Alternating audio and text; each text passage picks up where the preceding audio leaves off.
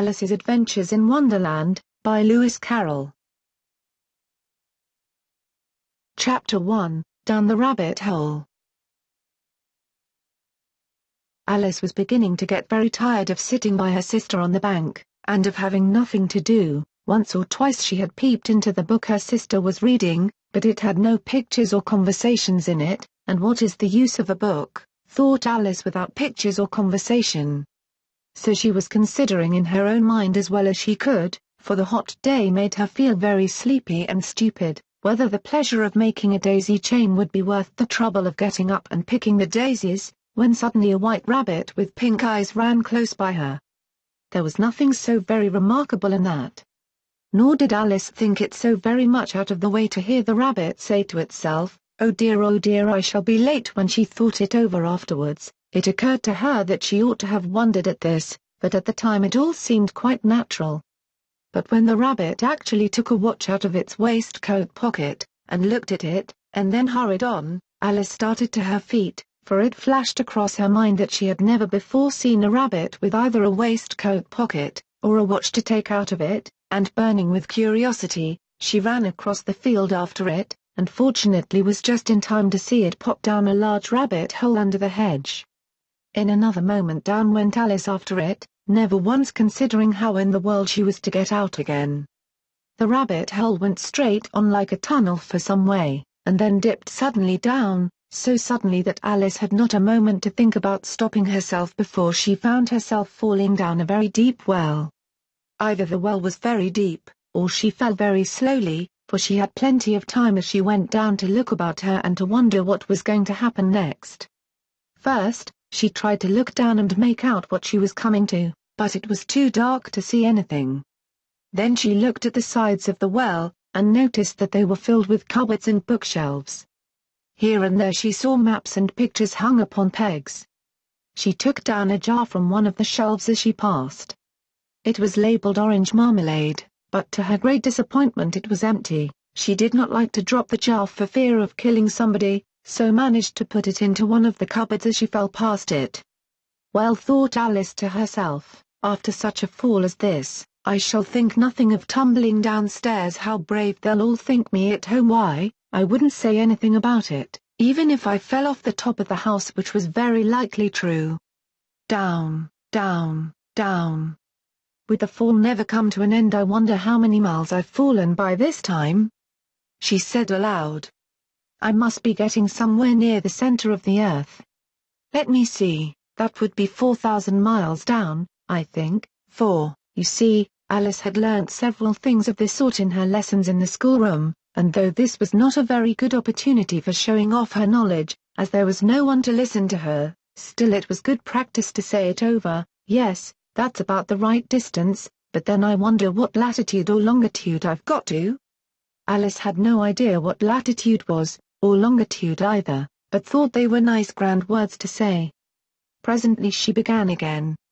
I wonder if I shall fall right through the earth. How funny it'll seem to come out among the people that walk with their heads down with the antipathies, I think. She was rather glad there was no one listening, this time, as it didn't sound at all the right word, but I shall have to ask them what the name of the country is, you know. Please, ma'am, is this New Zealand or Australia? And she tried to curtsy as she spoke. Fancy curtsying as you're falling through the air. Do you think you could manage it? And what an ignorant little girl she'll think me for asking. No, it'll never do to ask. Perhaps I shall see it written up somewhere. Down, down, down. There was nothing else to do, so Alice soon began talking again. Dinah'll miss me very much tonight. I should think Dinah was the cat. I hope they'll remember her saucer of milk at tea time.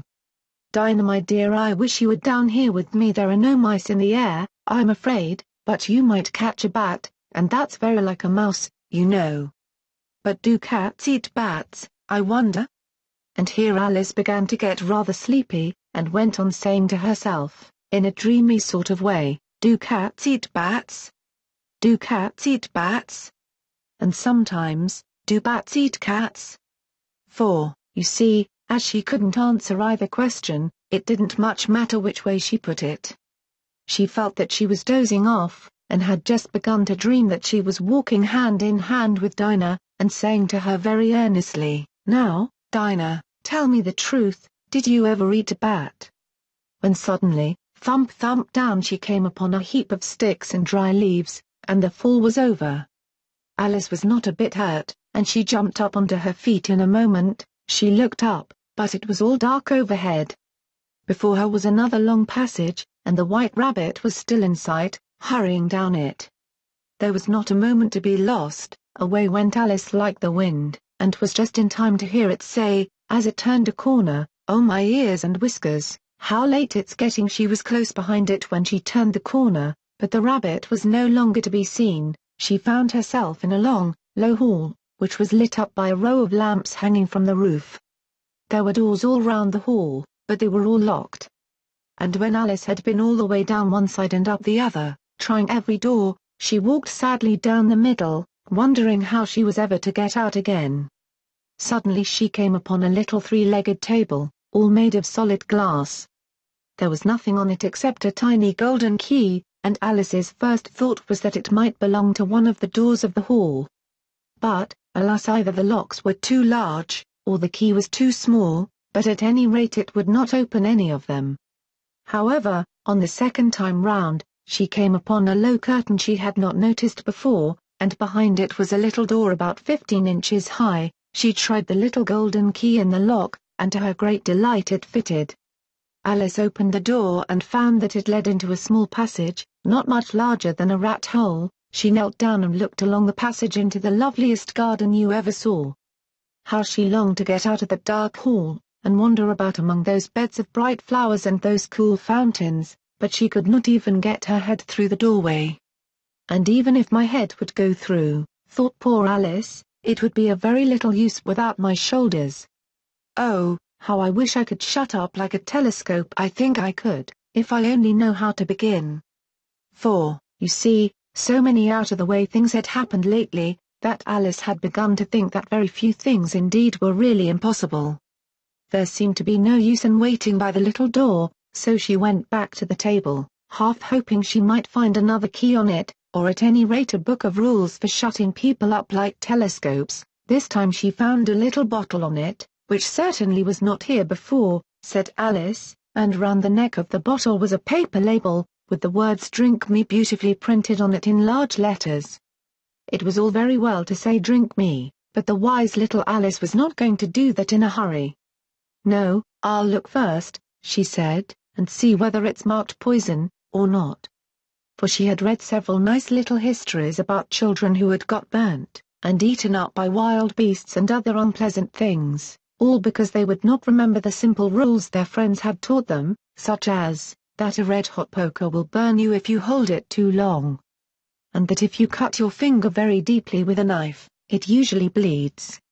And she had never forgotten that, if you drink much from a bottle marked poison, it is almost certain to disagree with you, sooner or later. However, this bottle was not marked poison, so Alice ventured to taste it, and finding it very nice, it had, in fact, a sort of mixed flavor of cherry tart, custard, pineapple, roast turkey, toffee, and hot buttered toast. She very soon finished it off. "What a curious feeling," said Alice. "I must be shutting up like a telescope."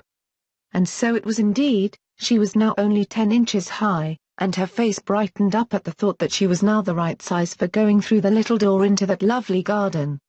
First, however, she waited for a few minutes to see if she was going to shrink any further. She felt a little nervous about this. "For it might end, you know," said Alice to herself, "in my going out altogether, like a candle. I wonder what I should be like then?" And she tried to fancy what the flame of a candle is like after the candle is blown out, for she could not remember ever having seen such a thing. After a while, finding that nothing more happened, she decided on going into the garden at once. But, alas for poor Alice, when she got to the door, she found she had forgotten the little golden key, and when she went back to the table for it, she found she could not possibly reach it. She could see it quite plainly through the glass, and she tried her best to climb up one of the legs of the table, but it was too slippery. And when she had tired herself out with trying, the poor little thing sat down and cried. "Come, "There's no use in crying like that," said Alice to herself, rather sharply. "I advise you to leave off this minute." She generally gave herself very good advice, though she very seldom followed it, and sometimes she scolded herself so severely as to bring tears into her eyes. And once she remembered trying to box her own ears for having cheated herself in a game of croquet she was playing against herself, for this curious child was very fond of pretending to be two people. "But it's no use now," thought poor Alice, "to pretend to be two people. Why, there's hardly enough of me left to make one respectable person." Soon her eye fell on a little glass box that was lying under the table. She opened it, and found in it a very small cake, on which the words "Eat me" were beautifully marked in currants. "Well, I'll eat it," said Alice, "and if it makes me grow larger, I can reach the key. And if it makes me grow smaller, I can creep under the door. So either way I'll get into the garden, and I don't care which happens." She ate a little bit, and said anxiously to herself, "Which way? Which way?" holding her hand on the top of her head to feel which way it was growing, and she was quite surprised to find that she remained the same size. To be sure, this generally happens when one eats cake, but Alice had got so much into the way of expecting nothing but out-of-the-way things to happen, that it seemed quite dull and stupid for life to go on in the common way. So she set to work, and very soon finished off the cake. Chapter 2, The Pool of Tears. "Curiouser and curiouser," cried Alice. She was so much surprised, that for the moment she quite forgot how to speak good English. "Now I'm opening out like the largest telescope that ever was. Goodbye, feet." For when she looked down at her feet, they seemed to be almost out of sight, they were getting so far off. "Oh, my poor little feet, I wonder who will put on your shoes and stockings for you now, dears? I'm sure I shan't be able. I shall be a great deal too far off to trouble myself about you. You must manage the best way you can." "But I must be kind to them," thought Alice, "or perhaps they won't walk the way I want to go. Let me see, I'll give them a new pair of boots every Christmas." And she went on planning to herself how she would manage it. "They must go by the carrier," she thought. "And how funny it'll seem, sending presents to one's own feet, and how odd the directions will look. Alice's right foot, Esquire. Hearthrug, near the fender, with Alice's love. Oh dear, what nonsense I'm talking." Just then her head struck against the roof of the hall. In fact, she was now more than 9 feet high, and she at once took up the little golden key and hurried off to the garden door. Poor Alice, it was as much as she could do, lying down on one side, to look through into the garden with one eye. But to get through was more hopeless than ever. She sat down and began to cry again. "You ought to be ashamed of yourself," said Alice, "a great girl like you," she might well say this, "to go on crying in this way. Stop this moment, I tell you." But she went on all the same, shedding gallons of tears, until there was a large pool all round her, about 4 inches deep and reaching half down the hall. After a time she heard a little pattering of feet in the distance, and she hastily dried her eyes to see what was coming.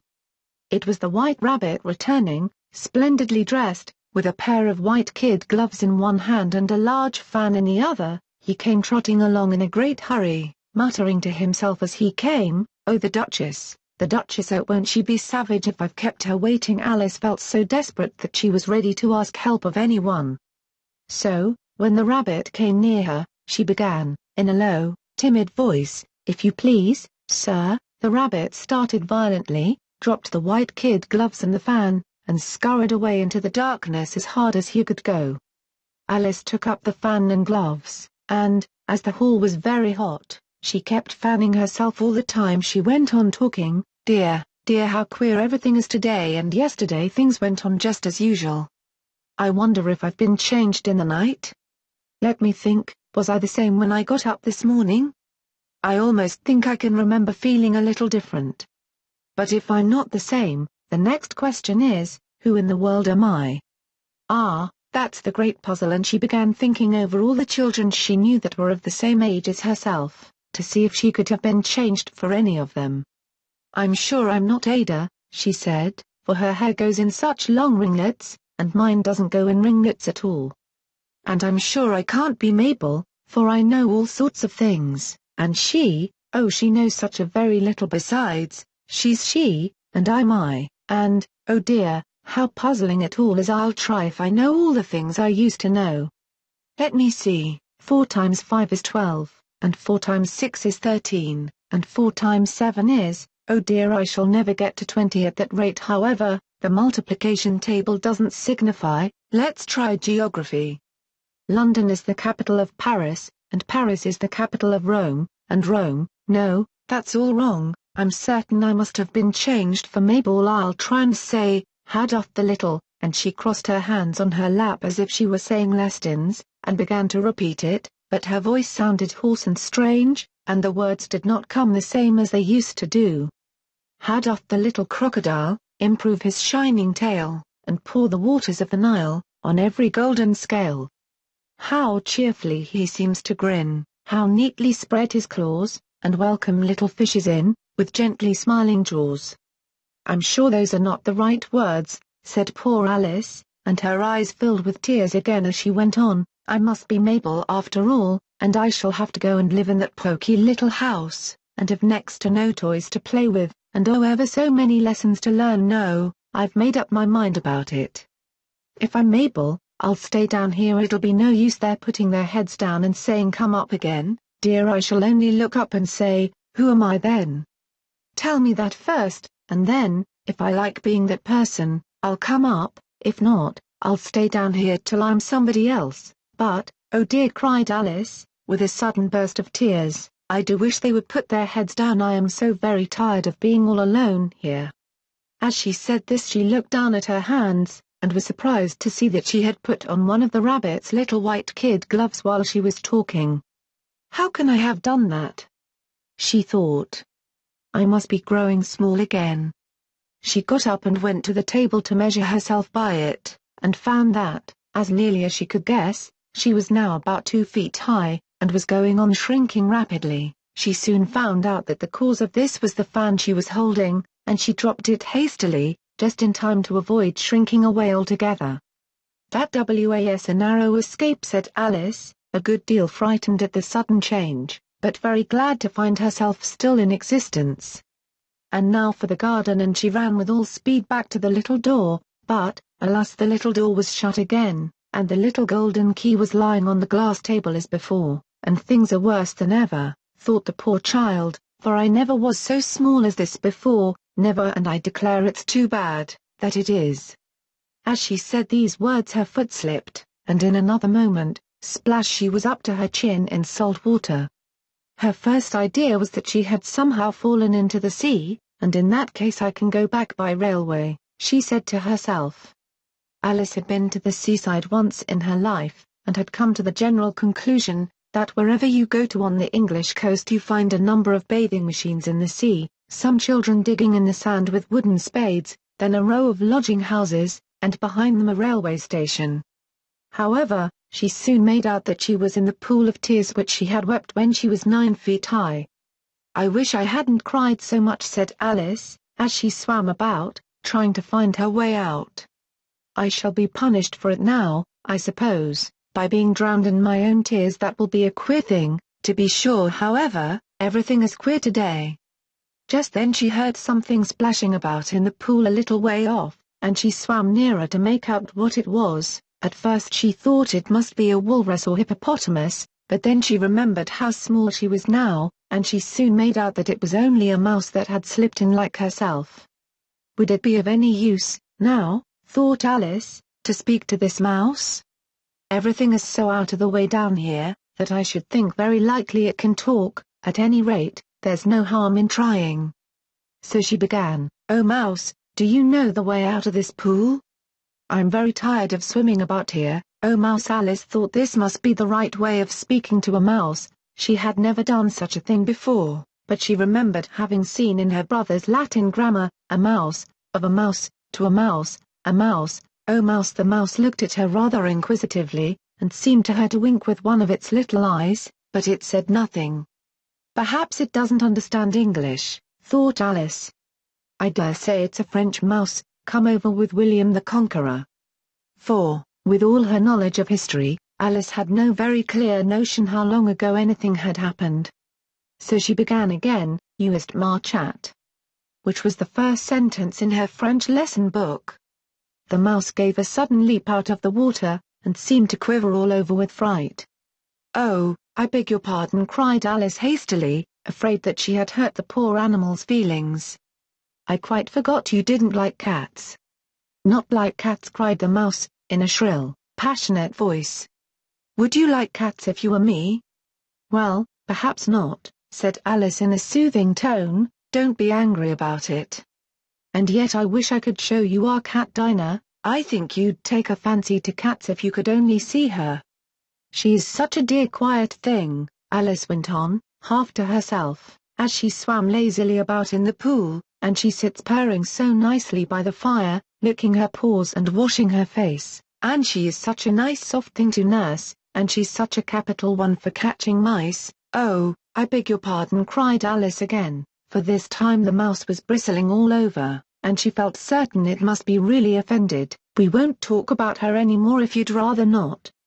"We indeed," cried the mouse, who was trembling down to the end of his tail. "As if I would talk on such a subject. Our family always hated cats, nasty, low, vulgar things. Don't let me hear the name again."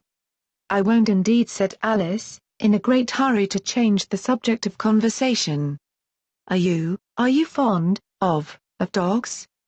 The mouse did not answer, so Alice went on eagerly, "There is such a nice little dog near our house. I should like to show you. A little bright-eyed terrier, you know, with such long curly brown hair, and it'll fetch things when you throw them, and it'll sit up and beg for its dinner, and all sorts of things. I can't remember half of them, and it belongs to a farmer, you know, and he says it's so useful. It's worth £100. He says it kills all the rats and—" "Oh dear," cried Alice in a sorrowful tone, "I'm afraid I've offended it again," for the mouse was swimming away from her as hard as it could go, and making quite a commotion in the pool as it went.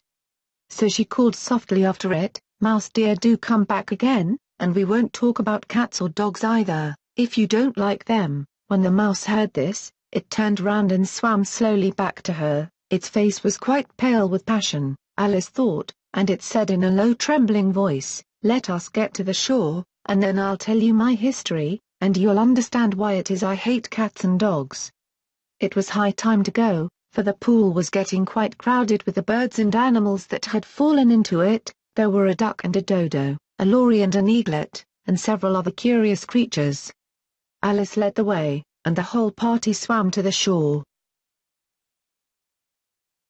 Chapter 3, A Caucus-Race and a Long Tail. They were indeed a queer-looking party that assembled on the bank, the birds with draggled feathers, the animals with their fur clinging close to them, and all dripping wet, cross, and uncomfortable. The first question of course was, how to get dry again. They had a consultation about this, and after a few minutes it seemed quite natural to Alice to find herself talking familiarly with them, as if she had known them all her life. Indeed, she had quite a long argument with the lory, who at last turned sulky, and would only say, "I am older than you, and must know better." And this Alice would not allow without knowing how old it was, and, as the lory positively refused to tell its age, there was no more to be said. At last the mouse, who seemed to be a person of authority among them, called out, "Sit down, all of you, and listen to me. I'll soon make you dry enough." They all sat down at once, in a large ring, with the mouse in the middle. Alice kept her eyes anxiously fixed on it, for she felt sure she would catch a bad cold if she did not get dry very soon. "Ahem," said the mouse with an important air, "are you all ready? This is the driest thing I know." Silence all round, if you please. William the Conqueror, whose cause was favoured by the Pope, was soon submitted to by the English, who wanted leaders, and had been of late much accustomed to usurpation and conquest. Edwin and Morcar, the Earls of Mercia and Northumbria. "Ugh," said the lory, with a shiver. "I beg your pardon," said the mouse, frowning, but very politely, "did you speak?" "Not I," said the lory hastily. "I thought you did," said the mouse. "I proceed. Edwin and Morcar, the Earls of Mercia and Northumbria, declared for him, and even Stigand, the patriotic Archbishop of Canterbury, found it advisable." "Found what?" said the duck. found it. The mouse replied rather crossly, "Of course you know what it means." "I know what it means well enough. When I find a thing," said the duck, "it's generally a frog or a worm. The question is, what did the Archbishop find?" The mouse did not notice this question, but hurriedly went on, "Found it advisable to go with Edgar Atheling to meet William and offer him the crown. William's conduct at first was moderate. But the insolence of his Normans, how are you getting on now, my dear?" it continued, turning to Alice as it spoke. "As wet as ever," said Alice in a melancholy tone, "it doesn't seem to dry me at all." "In that case," said the dodo solemnly, rising to its feet, "I move that the meeting adjourn, for the immediate adoption of more energetic remedies." "Speak English," said the eaglet. "I don't know the meaning of half those long words, and, what's more, I don't believe you do either." And the eaglet bent down its head to hide a smile. Some of the other birds tittered audibly. "What I was going to say," said the dodo in an offended tone, "was, that the best thing to get us dry would be a Caucus-Race." "What is a Caucus-Race?" said Alice. Not that she wanted much to know, but the dodo had paused as if it thought that somebody ought to speak, and no one else seemed inclined to say anything. "Why," said the dodo, "the best way to explain it is to do it. And, as you might like to try the thing yourself, some winter day, I will tell you how the dodo managed it. First it marked out a race course, in a sort of circle, the exact shape doesn't matter, it said, and then all the party were placed along the course, here and there. There was no 1, 2, 3, and away, but they began running when they liked, and left off when they liked, so that it was not easy to know when the race was over. However, when they had been running half an hour or so, and were quite dry again, the dodo suddenly called out, 'The race is over,' and they all crowded round it, panting, and asking, 'But who has won?'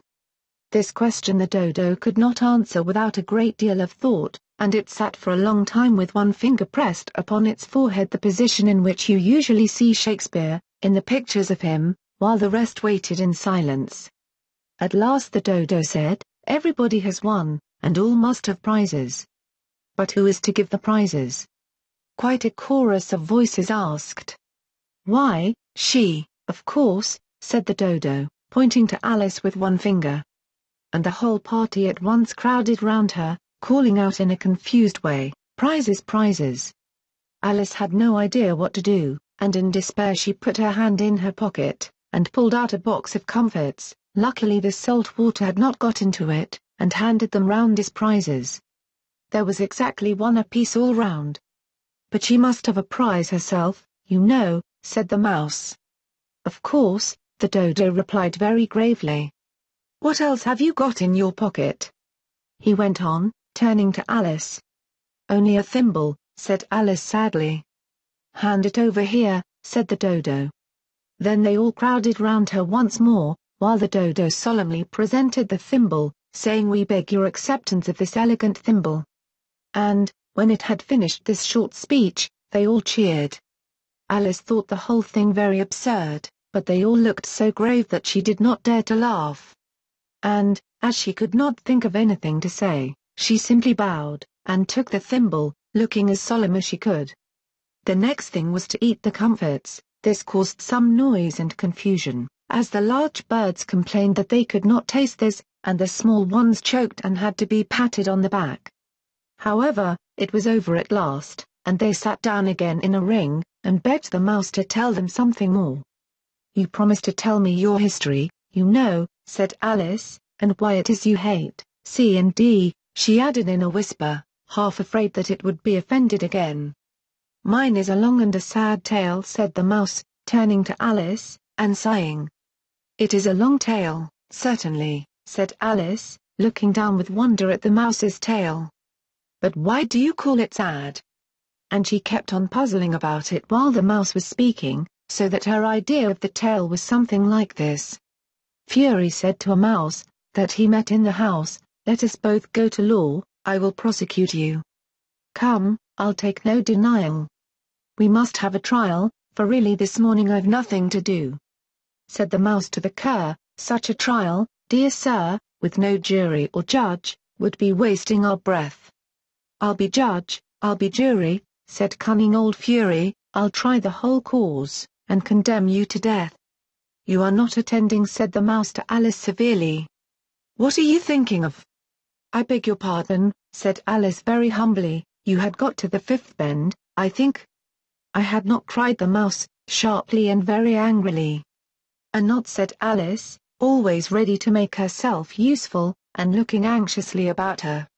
Oh, do let me help to undo it. I shall do nothing of the sort, said the mouse, getting up and walking away. You insult me by talking such nonsense. I didn't mean it, pleaded poor Alice. But you're so easily offended, you know.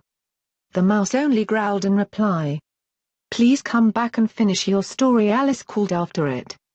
And the others all joined in chorus, yes, please do, but the mouse only shook its head impatiently, and walked a little quicker. What a pity it wouldn't stay, sighed the lorry, as soon as it was quite out of sight. And an old crab took the opportunity of saying to her daughter, my dear, let this be a lesson to you never to lose your temper. Hold your tongue, ma, said the young crab, a little snappishly. You're enough to try the patience of an oyster. I wish I had our Dinah here, I know I do, said Alice aloud, addressing nobody in particular. She'd soon fetch it back. And who is Dinah, if I might venture to ask the question? Said the lorry. Alice replied eagerly, for she was always ready to talk about her pet. Dinah's our cat. And she's such a capital one for catching mice you can't think, and oh, I wish you could see her after the birds. Why, she'll eat a little bird as soon as look at it. This speech caused a remarkable sensation among the party.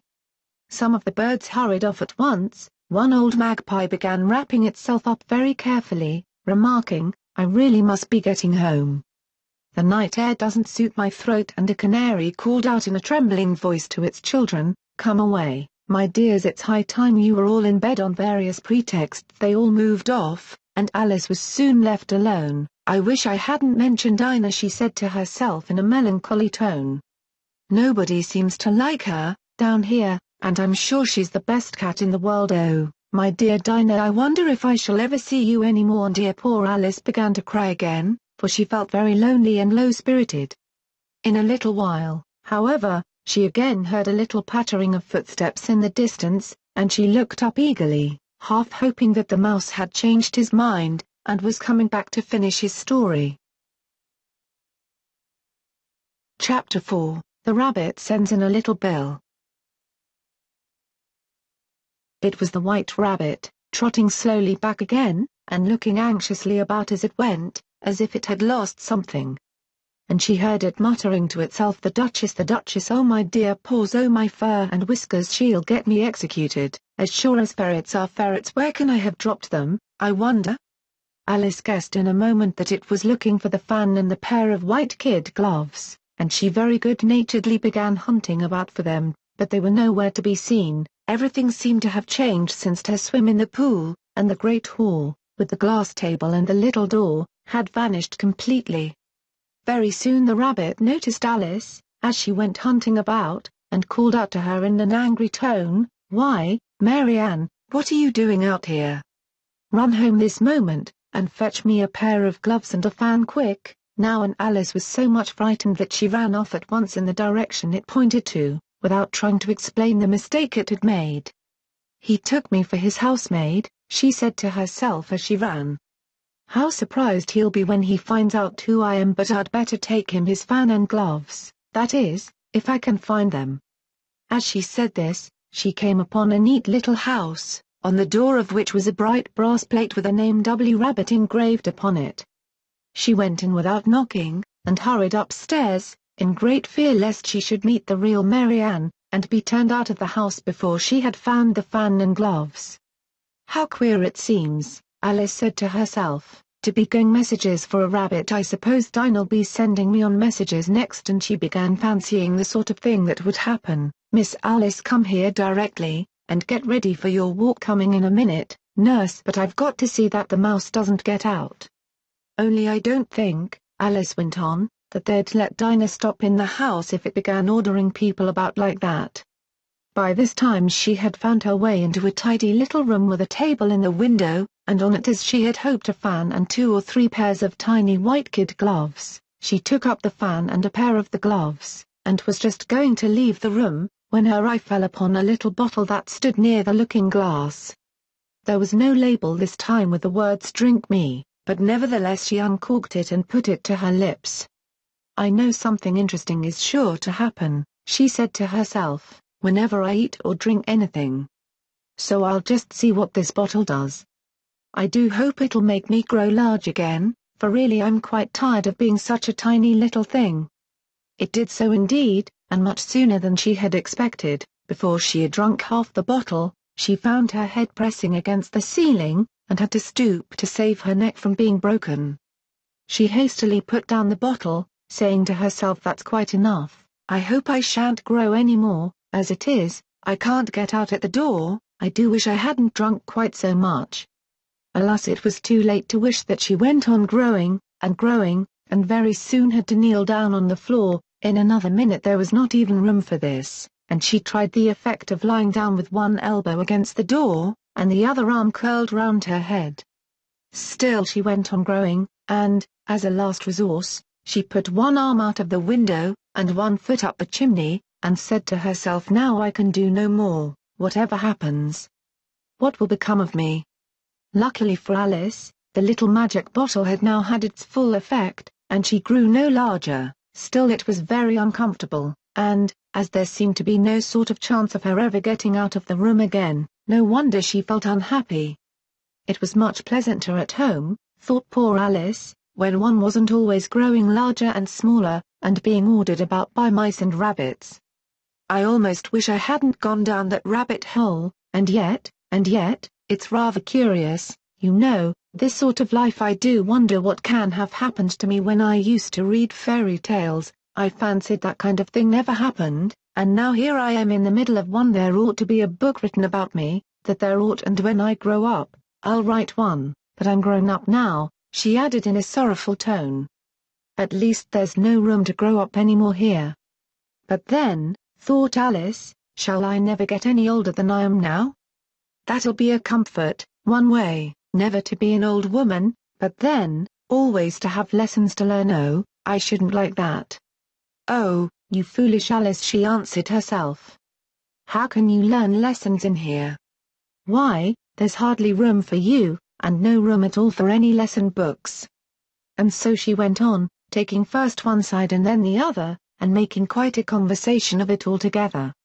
But after a few minutes she heard a voice outside, and stopped to listen. Mary Ann," said the voice. "Fetch me my gloves this moment." Then came a little pattering of feet on the stairs. Alice knew it was the rabbit coming to look for her, and she trembled till she shook the house, quite forgetting that she was now about 1,000 times as large as the rabbit, and had no reason to be afraid of it. Presently the rabbit came up to the door, and tried to open it. But, as the door opened inwards, and Alice's elbow was pressed hard against it, that attempt proved a failure. Alice heard it say to itself, "Then I'll go round and get in at the window." "That you won't," thought Alice, and, after waiting till she fancied she heard the rabbit just under the window, she suddenly spread out her hand, and made a snatch in the air. She did not get hold of anything, but she heard a little shriek and a fall, and a crash of broken glass, from which he concluded that it was just possible it had fallen into a cucumber frame, or something of the sort. Next came an angry voice, the rabbit's, "Pat, Pat, where are you?" And then a voice she had never heard before, "Sure, then I'm here digging for apples, Your Honor." "Digging for apples, indeed," said the rabbit angrily. "Here, come and help me out of this. Sounds of more broken glass. Now tell me, Pat, what's that in the window?" "Sure, it's an arm, Your Honor," he pronounced it arum. "An arm, you goose, who ever saw one that size? Why, it fills the whole window." "Sure, it does, Your Honor, but it's an arm for all that." "Well, it's got no business there, at any rate, go and take it away." There was a long silence after this, and Alice could only hear whispers now and then.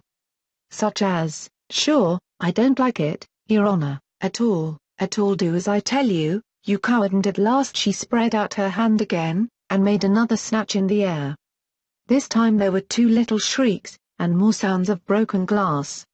What a number of cucumber frames there must be, thought Alice. I wonder what they'll do next. As for pulling me out of the window, I only wish they could. I'm sure I don't want to stay in here any longer. She waited for some time without hearing anything more. At last came a rumbling of little cartwheels, and the sound of a good many voices all talking together. She made out the words. "Where's the other ladder? Why, I hadn't to bring but one. Bill's got the other. Bill, fetch it here, lad. Here, put 'em up at this corner. No, tie 'em together first. They don't reach half high enough yet. Oh, they'll do well enough. Don't be particular. Here, Bill, catch hold of this rope. Will the roof bear?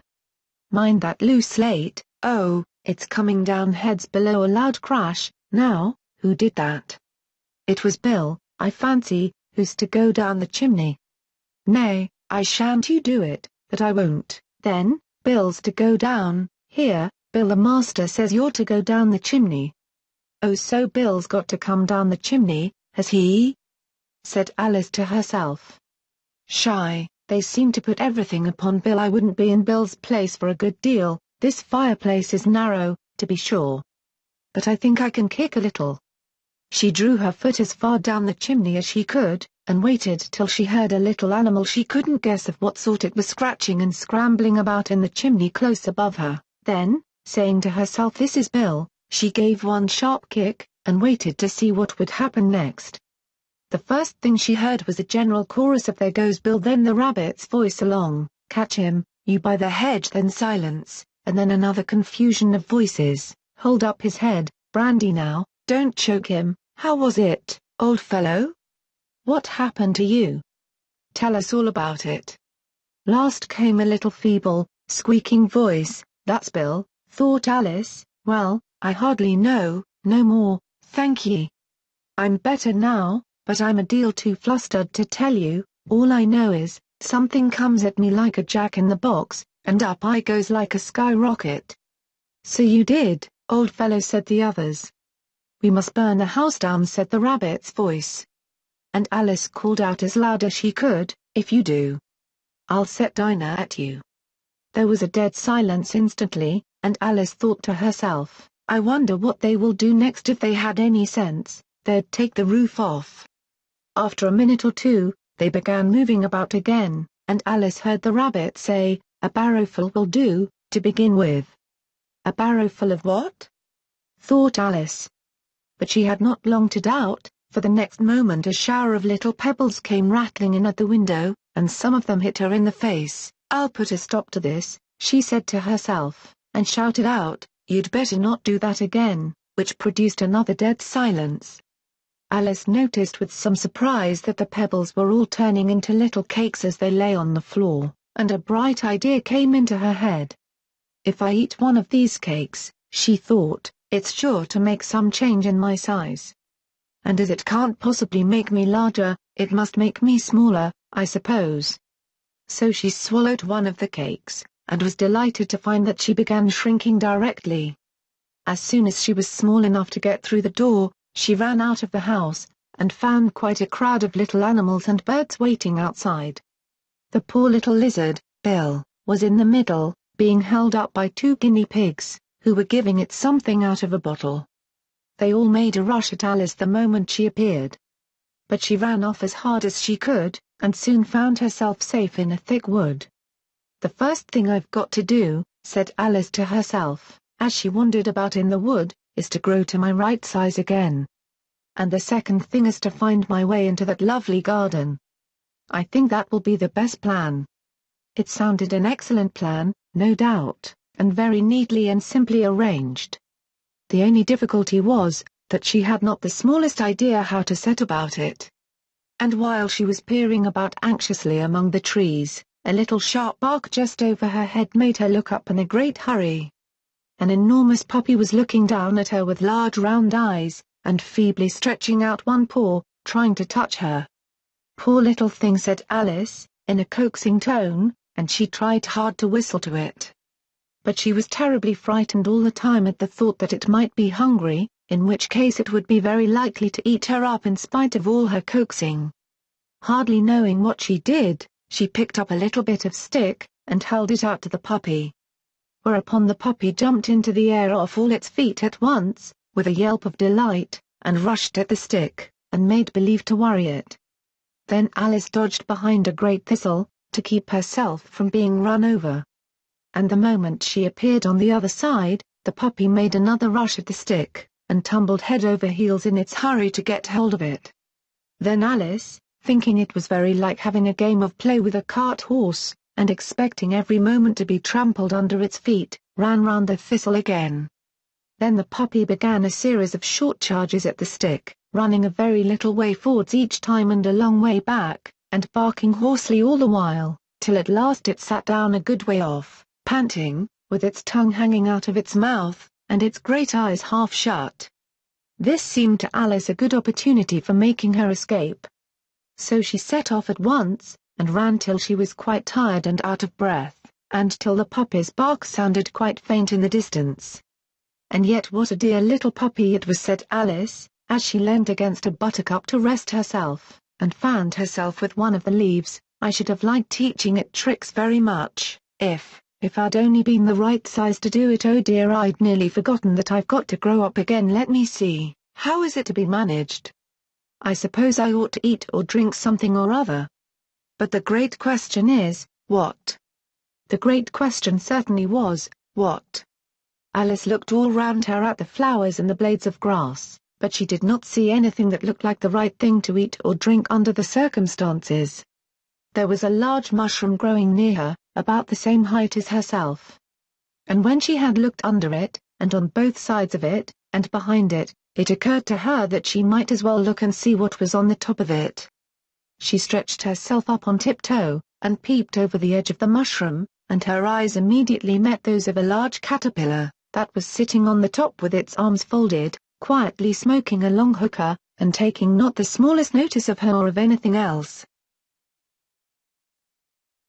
Chapter 5, Advice from a Caterpillar. The caterpillar and Alice looked at each other for some time in silence. At last the caterpillar took the hookah out of its mouth, and addressed her in a languid, sleepy voice. "Who are you?" said the caterpillar. This was not an encouraging opening for a conversation. Alice replied, rather shyly, I hardly know, sir, just at present. At least I know who IWA is when I got up this morning, but I think I must have been changed several times since then." "What do you mean by that?" said the caterpillar sternly. "Explain yourself." "I can't explain myself, I'm afraid, sir," said Alice, "because I'm not myself, you see." "I don't see," said the caterpillar. "I'm afraid I can't put it more clearly," Alice replied very politely, "for I can't understand it myself to begin with. And being so many different sizes in a day is very confusing."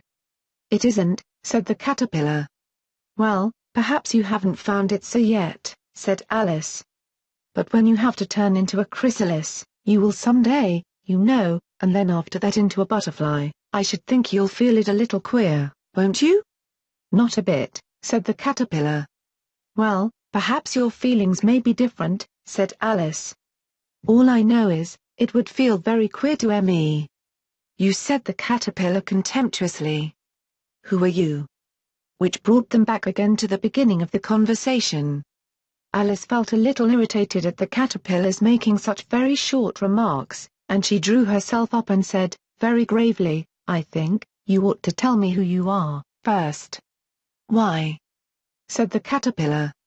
Here was another puzzling question. And as Alice could not think of any good reason, and as the caterpillar seemed to be in a very unpleasant state of mind, she turned away. "Come back," the caterpillar called after her. "I've something important to say."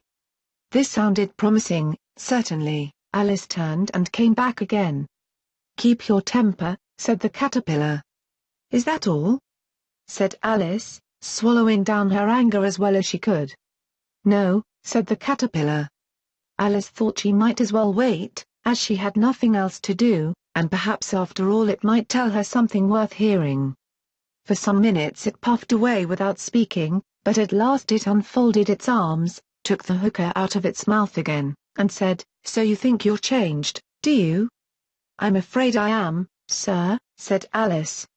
"I can't remember things as I used, and I don't keep the same size for 10 minutes together." "Can't remember what things?" said the caterpillar. "Well, I've tried to say, how doth the little busy bee, but it all came different," Alice replied in a very melancholy voice. "Repeat, you are old, Father William," said the caterpillar. Alice folded her hands, and began. "You are old, Father William," the young man said, "and your hair has become very white. And yet you incessantly stand on your head. Do you think, at your age, it is right?" "In my youth," Father William replied to his son, "I feared it might injure the brain. But, now that I'm perfectly sure I have none, why, I do it again and again." "You are old," said the youth, "as I mentioned before, and have grown most uncommonly fat. Yet you turned a back somersault in at the door. Pray, what is the reason of that?" "In my youth," said the sage, as he shook his grey locks, "I kept all my limbs very supple. By the use of this ointment 1 shilling the box, allow me to sell you a couple?" "You are old," said the youth, "and your jaws are too weak for anything tougher than suet. Yet you finished the goose, with the bones and the beak. Pray how did you manage to do it?" "In my youth," said his father, "I took to the law, and argued each case with my wife. And the muscular strength, which it gave to my jaw, has lasted the rest of my life." "You are old," said the youth, "one would hardly suppose that your eye was as steady as ever. Yet you balanced a nail on the end of your nose. What made you so awfully clever?" "I have answered 3 questions, and that is enough," said his father. "Don't give yourself airs. Do you think I can listen all day to such stuff? Be off, or I'll kick you downstairs." "That is not said right," said the caterpillar. "Not quite right, I'm afraid," said Alice, timidly. "Some of the words have got altered." "It is wrong from beginning to end," said the caterpillar decidedly, and there was silence for some minutes. The caterpillar was the first to speak. "What size do you want to be?" it asked. "Oh, I'm not particular as to size," Alice hastily replied. "Only one doesn't like changing so often, you know." "I don't know," said the caterpillar. Alice said nothing. She had never been so much contradicted in her life before, and she felt that she was losing her temper. "Are you content now?" said the caterpillar. "Well, I should like to be a little larger, sir, if you wouldn't mind," said Alice. 3 inches is such a wretched height to be." "It is a very good height indeed," said the caterpillar angrily, rearing itself upright as it spoke. "It was exactly 3 inches high." "But I'm not used to it," pleaded poor Alice in a piteous tone. And she thought of herself, "I wish the creatures wouldn't be so easily offended." "You'll get used to it in time," said the caterpillar. And it put the hookah into its mouth and began smoking again. This time Alice waited patiently until it chose to speak again. In a minute or two the caterpillar took the hookah out of its mouth and yawned once or twice, and shook itself. Then it got down off the mushroom, and crawled away in the grass, merely remarking as it went, "One side will make you grow taller, and the other side will make you grow shorter." "One side of what? The other side of what?" thought Alice to herself. "Of the mushroom," said the caterpillar, just as if she had asked it aloud. And in another moment it was out of sight. Alice remained looking thoughtfully at the mushroom for a minute, trying to make out which were the 2 sides of it. And as it was perfectly round, she found this a very difficult question. However, at last she stretched her arms round it as far as they would go, and broke off a bit of the edge with each hand. "And now which is which?" she said to herself, and nibbled a little of the right hand bit to try the effect. The next moment she felt a violent blow underneath her chin. It had struck her foot. She was a good deal frightened by this very sudden change, but she felt that there was no time to be lost, as she was shrinking rapidly. So she set to work at once to eat some of the other bit. Her chin was pressed so closely against her foot, that there was hardly room to open her mouth. But she did it at last, and managed to swallow a morsel of the loosened bit. "Come, my head's free at last," said Alice in a tone of delight, which changed into alarm in another moment, when she found that her shoulders were nowhere to be found, all she could see, when she looked down, was an immense length of neck, which seemed to rise like a stalk out of a sea of green leaves that lay far below her. "What can all that green stuff be?" said Alice. "And where have my shoulders got to? And oh, my poor hands, how is it I can't see you?" She was moving them about as she spoke, but no result seemed to follow, except a little shaking among the distant green leaves. As there seemed to be no chance of getting her hands up to her head, she tried to get her head down to them, and was delighted to find that her neck would bend about easily in any direction, like a serpent. She had just succeeded in curving it down into a graceful zigzag, and was going to dive in among the leaves, which she found to be nothing but the tops of the trees under which she had been wandering, when a sharp hiss made her draw back in a hurry. A large pigeon had flown into her face, and was beating her violently with its wings. "Serpent!" screamed the pigeon. "I'm not a serpent," said Alice indignantly. "Let me alone." "Serpent, I say again," repeated the pigeon, but in a more subdued tone, and added with a kind of sob, "I've tried every way, and nothing seems to suit them." "I haven't the least idea what you're talking about," said Alice. "I've tried the roots of trees, and I've tried banks, and I've tried hedges," the pigeon went on, without attending to her. "But those serpents, there's no pleasing them." Alice was more and more puzzled, but she thought there was no use in saying anything more till the pigeon had finished. "As if it wasn't trouble enough hatching the eggs," said the pigeon. "But I must be on the lookout for serpents night and day. Why, I haven't had a wink of sleep these 3 weeks." "I'm very sorry you've been annoyed," said Alice, who was beginning to see its meaning. "And just as I'd taken the highest tree in the wood," continued the pigeon, raising its voice to a shriek, "and just as I was thinking I should be free of them at last, they must needs come wriggling down from the sky. Ugh, serpent!" "But I am not a serpent, I tell you," said Alice. I'm a. "Well, what are you?" said the pigeon. "I can see you're trying to invent something." I'm a little girl," said Alice, rather doubtfully, as she remembered the number of changes she had gone through that day. "A likely story indeed," said the pigeon in a tone of the deepest contempt. "I've seen a good many little girls in my time, but never one with such a neck as that. No, you're a serpent. And there's no use denying it. I suppose you'll be telling me next that you never tasted an egg." "I have tasted eggs, certainly," said Alice, who was a very truthful child. "But little girls eat eggs quite as much as serpents do, you know." "I don't believe it," said the pigeon.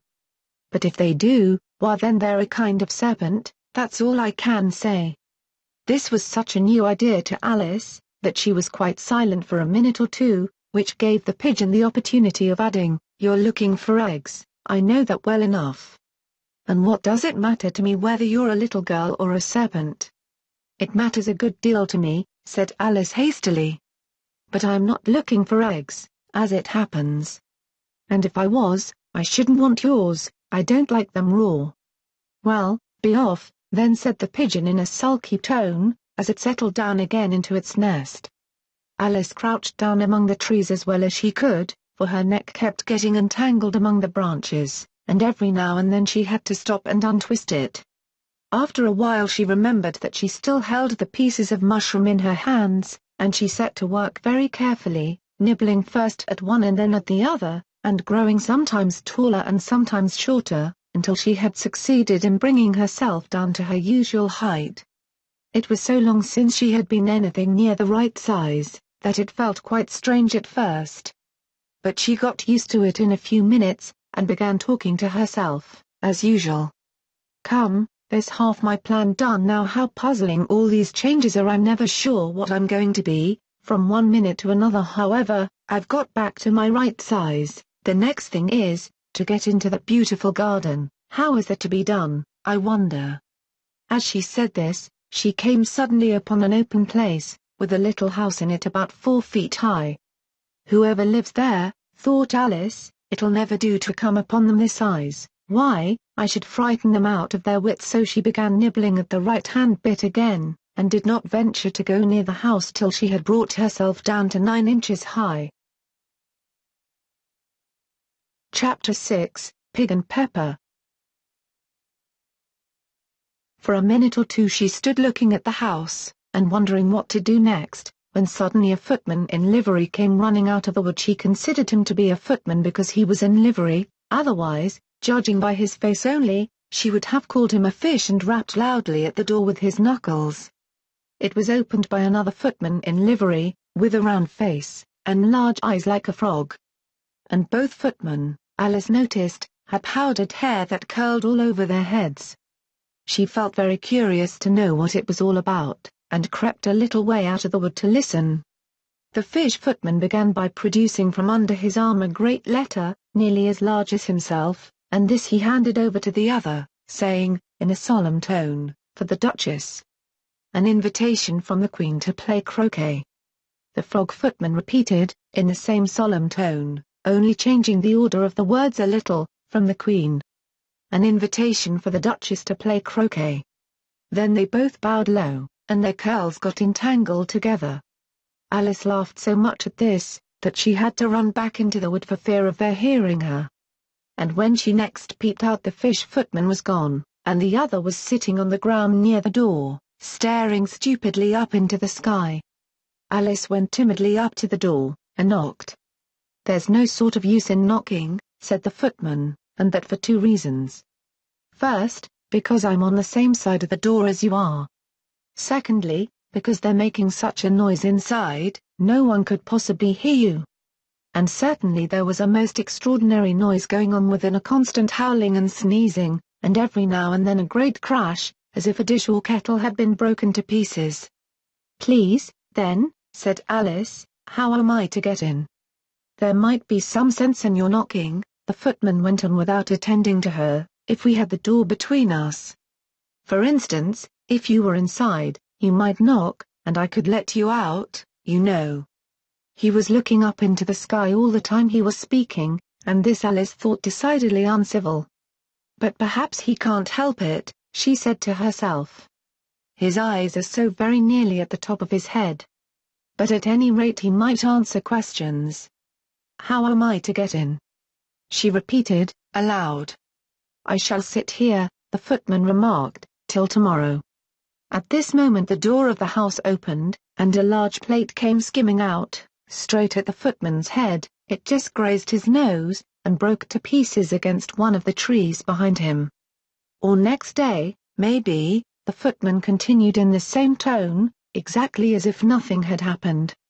"How am I to get in?" asked Alice again, in a louder tone. "Are you to get in at all?" said the footman. "That's the first question, you know." It was, no doubt, only Alice did not like to be told so. "It's really dreadful," she muttered to herself, "the way all the creatures argue.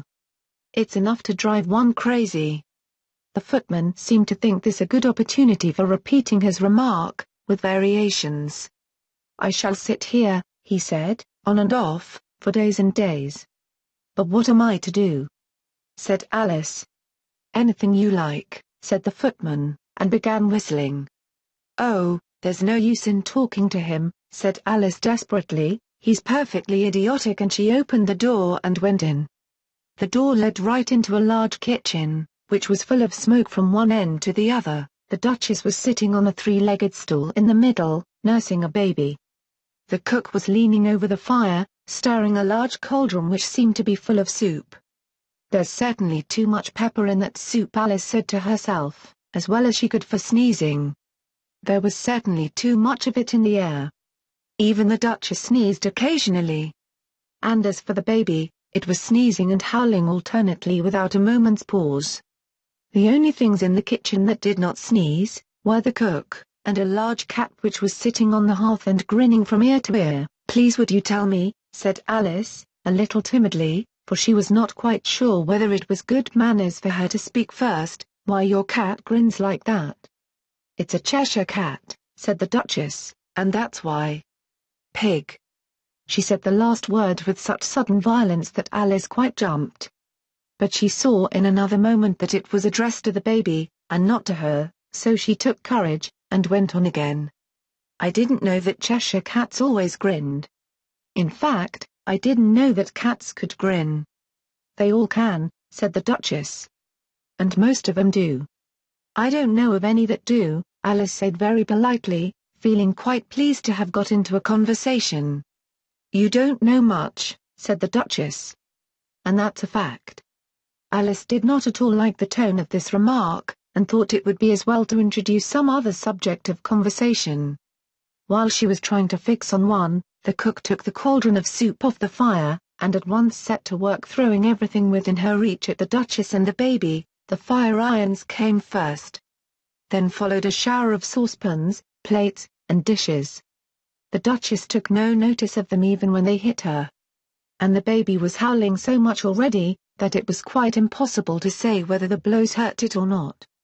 "Oh, please mind what you're doing," cried Alice, jumping up and down in an agony of terror. "Oh, there goes his precious nose." As an unusually large saucepan flew close by it, and very nearly carried it off. "If everybody minded their own business," the Duchess said in a hoarse growl, "the world would go round a deal faster than it does." "Which would not be an advantage," said Alice, who felt very glad to get an opportunity of showing off a little of her knowledge. "Just think of what work it would make with a day and night. You see, the Earth takes 24 hours to turn round on its axis." "Talking of axes," said the Duchess, "chop off her head."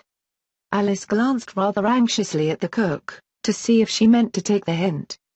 But the cook was busily stirring the soup, and seemed not to be listening, so she went on again, 24 hours, I think. Or is it 12? Oh, don't bother me," said the Duchess.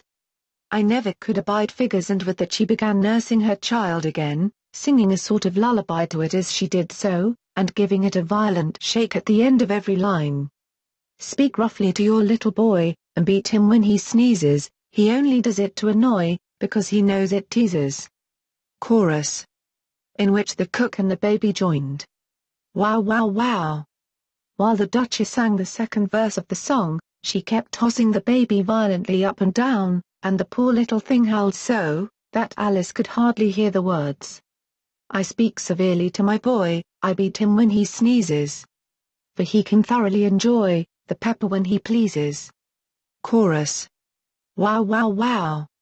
"Here, you may nurse it a bit, if you like," the Duchess said to Alice, flinging the baby at her as she spoke. "I must go and get ready to play croquet with the Queen," and she hurried out of the room. The cook threw a frying pan after her as she went out, but it just missed her.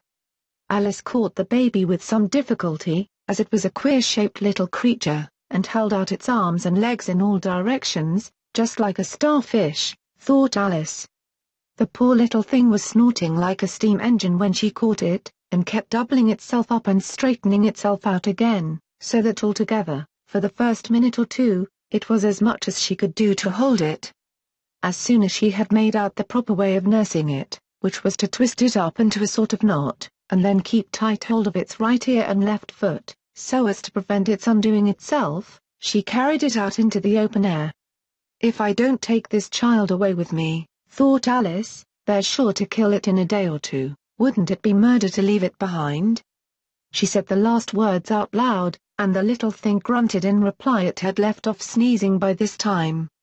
"Don't grunt," said Alice. "That's not at all a proper way of expressing yourself." The baby grunted again, and Alice looked very anxiously into its face to see what was the matter with it. There could be no doubt that it had a very turn-up nose, much more like a snout than a real nose. Also its eyes were getting extremely small for a baby. Altogether Alice did not like the look of the thing at all. But perhaps it was only sobbing, she thought, and looked into its eyes again, to see if there were any tears. No, there were no tears. "If you're going to turn into a pig, my dear," said Alice, seriously, "I'll have nothing more to do with you." Now the poor little thing sobbed again or grunted, it was impossible to say which, and they went on for some while in silence. Alice was just beginning to think to herself, "Now, what am I to do with this creature when I get it home?" when it grunted again, so violently, that she looked down into its face in some alarm. This time there could be no mistake about it, it was neither more nor less than a pig, and she felt that it would be quite absurd for her to carry it further. So she set the little creature down, and felt quite relieved to see it trot away quietly into the wood. If it had grown up, she said to herself, it would have made a dreadfully ugly child, but it makes rather a handsome pig, I think. And she began thinking over other children she knew, who might do very well as pigs, and was just saying to herself, if one only knew the right way to change them, when she was a little startled by seeing the Cheshire Cat sitting on a bough of a tree a few yards off. The cat only grinned when it saw Alice. It looked good-natured, she thought, still it had very long claws and a great many teeth, so she felt that it ought to be treated with respect. Cheshire Puss, she began, rather timidly, as she did not at all know whether it would like the name. However, it only grinned a little wider. Come, it's pleased so far, thought Alice, and she went on. Would you tell me, please, which way I ought to go from here? That depends a good deal on where you want to get to, said the cat. I don't much care where, said Alice. Then it doesn't matter which way you go, said the cat. So long as I get somewhere, Alice added as an explanation. Oh, you're sure to do that, said the cat, if you only walk long enough. Alice felt that this could not be denied, so she tried another question. What sort of people live about here? In that direction, the cat said, waving its right paw round, lives a hatter, and in that direction, waving the other paw, lives a March hare. Visit either you like, they're both mad. But I don't want to go among mad people, Alice remarked. Oh, you can't help that, said the cat, we're all mad here. I'm mad. You're mad. How do you know I'm mad? Said Alice. You must be, said the cat, or you wouldn't have come here. Alice didn't think that proved it at all. However, she went on, and how do you know that you're mad? To begin with, said the cat, a dog's not mad. You grant that? I suppose so, said Alice. Well, then, the cat went on, you see, a dog growls when it's angry, and wags its tail when it's pleased. Now I growl when I'm pleased, and wag my tail when I'm angry. Therefore I'm mad. I call it purring, not growling, said Alice. Call it what you like, said the cat. Do you play croquet with the Queen today? I should like it very much, said Alice, but I haven't been invited yet. You'll see me there, said the cat, and vanished. Alice was not much surprised at this, she was getting so used to queer things happening. While she was looking at the place where it had been, it suddenly appeared again. By the by, what became of the baby? Said the cat. I'd nearly forgotten to ask. It turned into a pig, Alice quietly said, just as if it had come back in a natural way. I thought it would, said the cat, and vanished again. Alice waited a little, half expecting to see it again, but it did not appear, and after a minute or two she walked on in the direction in which the March hare was said to live. I've seen hatters before, she said to herself. The March hare will be much the most interesting, and perhaps as this is May it won't be raving mad, at least not so mad as it was in March. As she said this, she looked up, and there was the cat again, sitting on a branch of a tree. Did you say pig, or fig? Said the cat. I said pig, replied Alice. And I wish you wouldn't keep appearing and vanishing so suddenly, you make one quite giddy. All right, said the cat. And this time it vanished quite slowly, beginning with the end of the tail, and ending with the grin, which remained some time after the rest of it had gone. Well, I've often seen a cat without a grin, thought Alice. But a grin without a cat, it's the most curious thing I ever saw in my life. She had not gone much farther before she came in sight of the house of the March hare. She thought it must be the right house, because the chimneys were shaped like ears and the roof was thatched with fur. It was so large a house, that she did not like to go nearer till she had nibbled some more of the lengthened bit of mushroom, and raised herself to about 2 feet high. Even then she walked up towards it rather timidly, saying to herself, suppose it should be raving mad after all, I almost wish I'd gone to see the Hatter instead. Chapter 7, A Mad Tea Party. There was a table set out under a tree in front of the house, and the March hare and the Hatter were having tea at it. A dormouse was sitting between them, fast asleep, and the other two were using it as a cushion, resting their elbows on it, and talking over its head. Very uncomfortable for the dormouse, thought Alice. Only, as it's asleep, I suppose it doesn't mind. The table was a large one, but the three were all crowded together at one corner of it. No room, they cried out when they saw Alice coming. There's plenty of room, said Alice indignantly, and she sat down in a large armchair at one end of the table. Have some wine, the March Hare said in an encouraging tone. Alice looked all round the table, but there was nothing on it but tea. I don't see any wine, she remarked. There isn't any, said the March Hare. Then it wasn't very civil of you to offer it, said Alice angrily. It wasn't very civil of you to sit down without being invited, said the March Hare. I didn't know it was your table, said Alice. It's laid for a great many more than three. Your hair wants cutting, said the Hatter. He had been looking at Alice for some time with great curiosity, and this was his first speech. You should learn not to make personal remarks, Alice said with some severity. It's very rude. The Hatter opened his eyes very wide on hearing this. But all he said was, why is a raven like a writing desk? Come, we shall have some fun now, thought Alice. I'm glad they've begun asking riddles. I believe I can guess that, she added aloud. Do you mean that you think you can find out the answer to it? Said the March Hare. Exactly so, said Alice. Then you should say what you mean, the March Hare went on. I do, Alice hastily replied. At least I mean what I say, that's the same thing, you know. Not the same thing a bit, said the Hatter. You might just as well say that I see what I eat is the same thing as I eat what I see. You might just as well say, added the March Hare, that I like what I get is the same thing as I get what I like. You might just as well say, added the Dormouse, who seemed to be talking in his sleep, that I breathe when I sleep is the same thing as I sleep when I breathe. It is the same thing with you, said the Hatter, and here the conversation dropped, and the party sat silent for a minute, while Alice thought over all she could remember about ravens and writing desks, which wasn't much. The Hatter was the first to break the silence.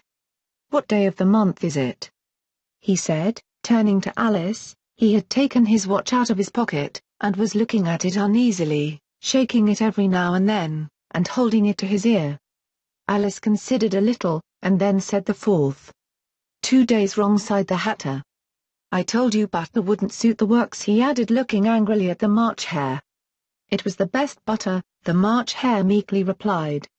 Yes, but some crumbs must have got in as well, the Hatter grumbled. You shouldn't have put it in with a bread knife.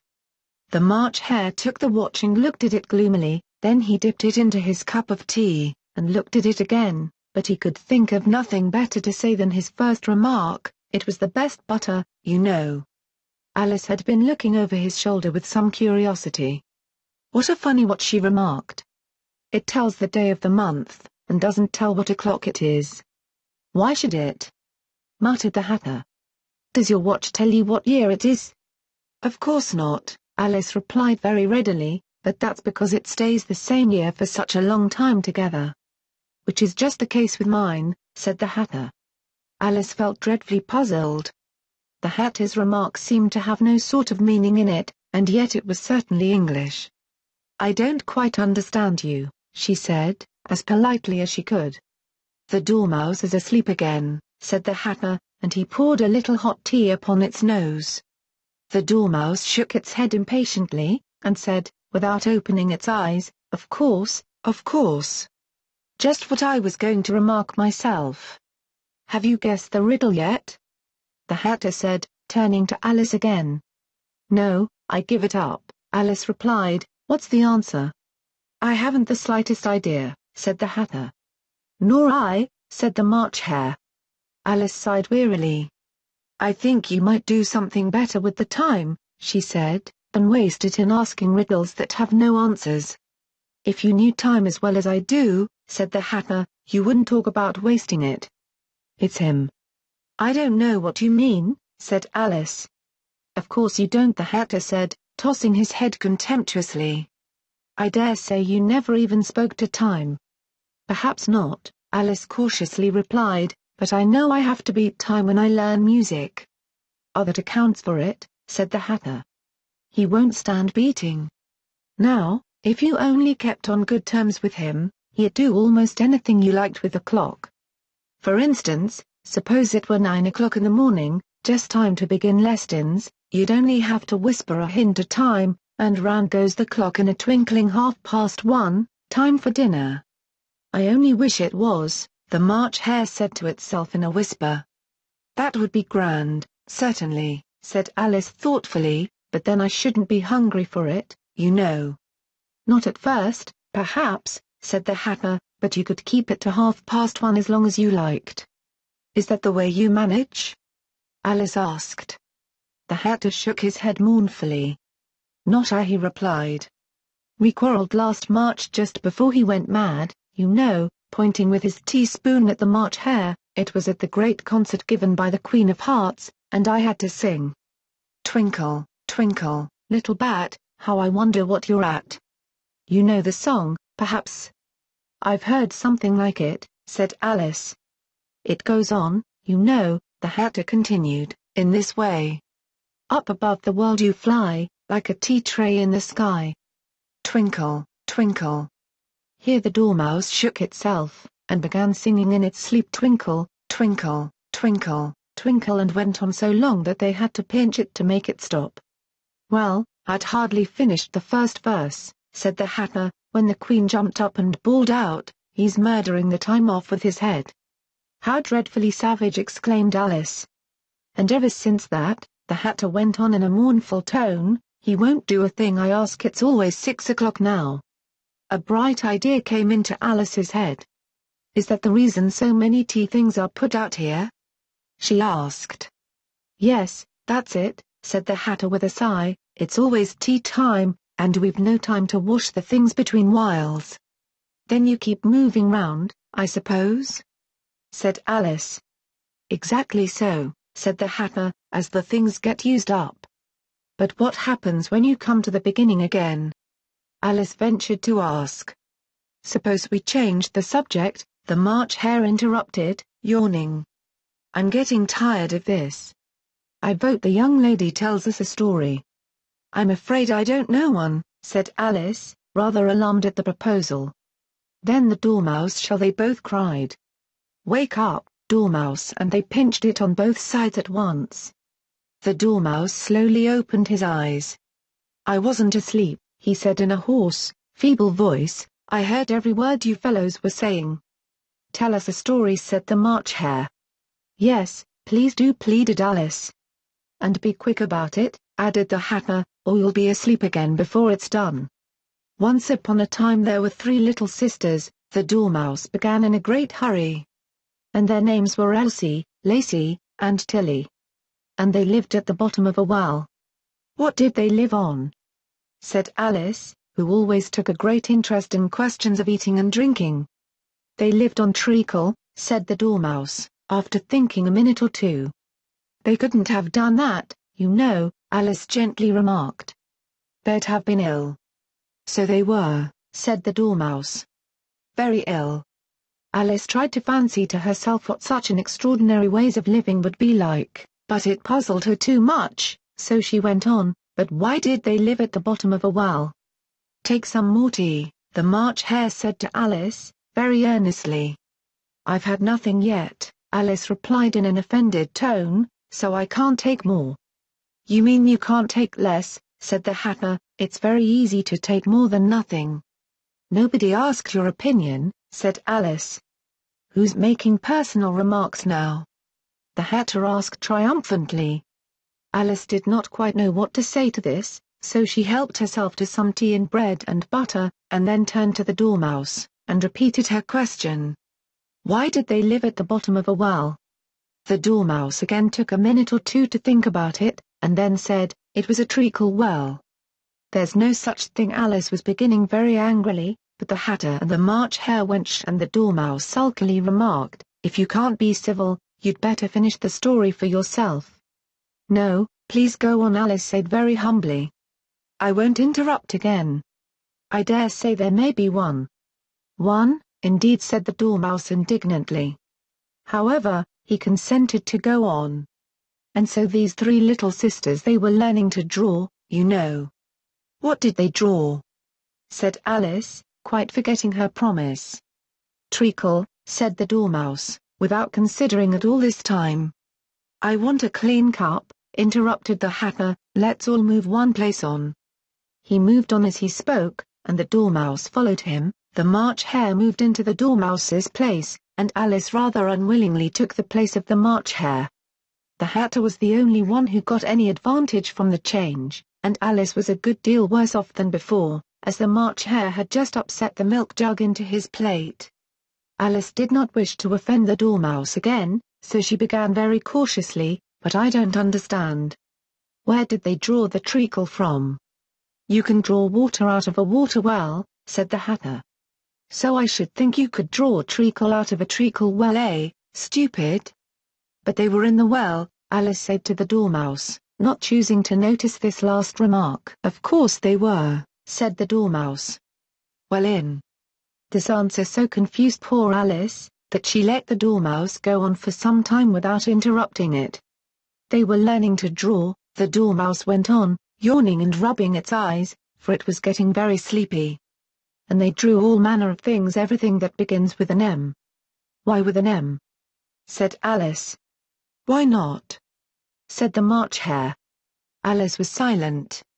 The Dormouse had closed its eyes by this time, and was going off into a doze. But, on being pinched by the Hatter, it woke up again with a little shriek, and went on, that begins with an M, such as mouse traps, and the moon, and memory, and muchness. You know, you say things are much of a muchness. Did you ever see such a thing as a drawing of a muchness? Really, now you ask me, said Alice, very much confused, I don't think. Then you shouldn't talk, said the Hatter. This piece of rudeness was more than Alice could bear. She got up in great disgust, and walked off. The Dormouse fell asleep instantly, and neither of the others took the least notice of her going, though she looked back once or twice, half hoping that they would call after her. The last time she saw them, they were trying to put the Dormouse into the teapot. At any rate, I'll never go there again, said Alice as she picked her way through the wood. It's the stupidest tea party I ever was at in all my life. Just as she said this, she noticed that one of the trees had a door leading right into it. That's very curious, she thought. But everything's curious today. I think I may as well go in at once. And in she went. Once more she found herself in the long hall, and close to the little glass table. Now, I'll manage better this time, she said to herself, and began by taking the little golden key, and unlocking the door that led into the garden. Then she went to work nibbling at the mushroom. She had kept a piece of it in her pocket till she was about a foot high, then she walked down the little passage, and then she found herself at last in the beautiful garden, among the bright flower beds and the cool fountains. Chapter 8, The Queen's Croquet Ground. A large rose tree stood near the entrance of the garden. The roses growing on it were white, but there were 3 gardeners at it, busily painting them red. Alice thought this a very curious thing, and she went nearer to watch them, and just as she came up to them she heard one of them say, "Look out now, 5, don't go splashing paint over me like that." "I couldn't help it," said 5, in a sulky tone. 7 jogged my elbow. On which 7 looked up and said, "That's right, 5 always laid the blame on others." "You'd better not talk," said 5. "I heard the Queen say only yesterday you deserved to be beheaded." "What for?" said the one who had spoken first. "That's none of your business," 2 said 7. "Yes, it is his business," said 5, "and I'll tell him it was for bringing the cooked tulip roots instead of onions." 7 flung down his brush, and had just begun well, of all the unjust things, when his eye chanced to fall upon Alice, as she stood watching them, and he checked himself suddenly. The others looked round also, and all of them bowed low. "Would you tell me," said Alice, a little timidly, "why you were painting those roses?" 5 and 7 said nothing, but looked at 2. 2 began in a low voice, "Why, the fact is, you see, miss, this here ought to have been a red rose tree, and we put a white one in by mistake. And if the Queen was to find it out, we should all have our heads cut off, you know. So you see, miss, we're doing our best, afore she comes, too." At this moment 5, who had been anxiously looking across the garden, called out the Queen, and the 3 gardeners instantly threw themselves flat upon their faces. There was a sound of many footsteps, and Alice looked round, eager to see the Queen. First came 10 soldiers carrying clubs. These were all shaped like the 3 gardeners, oblong and flat, with their hands and feet at the corners. Next the 10 courtiers. These were ornamented all over with diamonds, and walked 2 and 2, as the soldiers did. After these came the royal children. There were 10 of them, and the little dears came jumping merrily along hand in hand, in couples. They were all ornamented with hearts. Next came the guests, mostly kings and queens, and among them Alice recognized the White Rabbit. It was talking in a hurried, nervous manner, smiling at everything that was said, and went by without noticing her. Then followed the Knave of Hearts, carrying the king's crown on a crimson velvet cushion.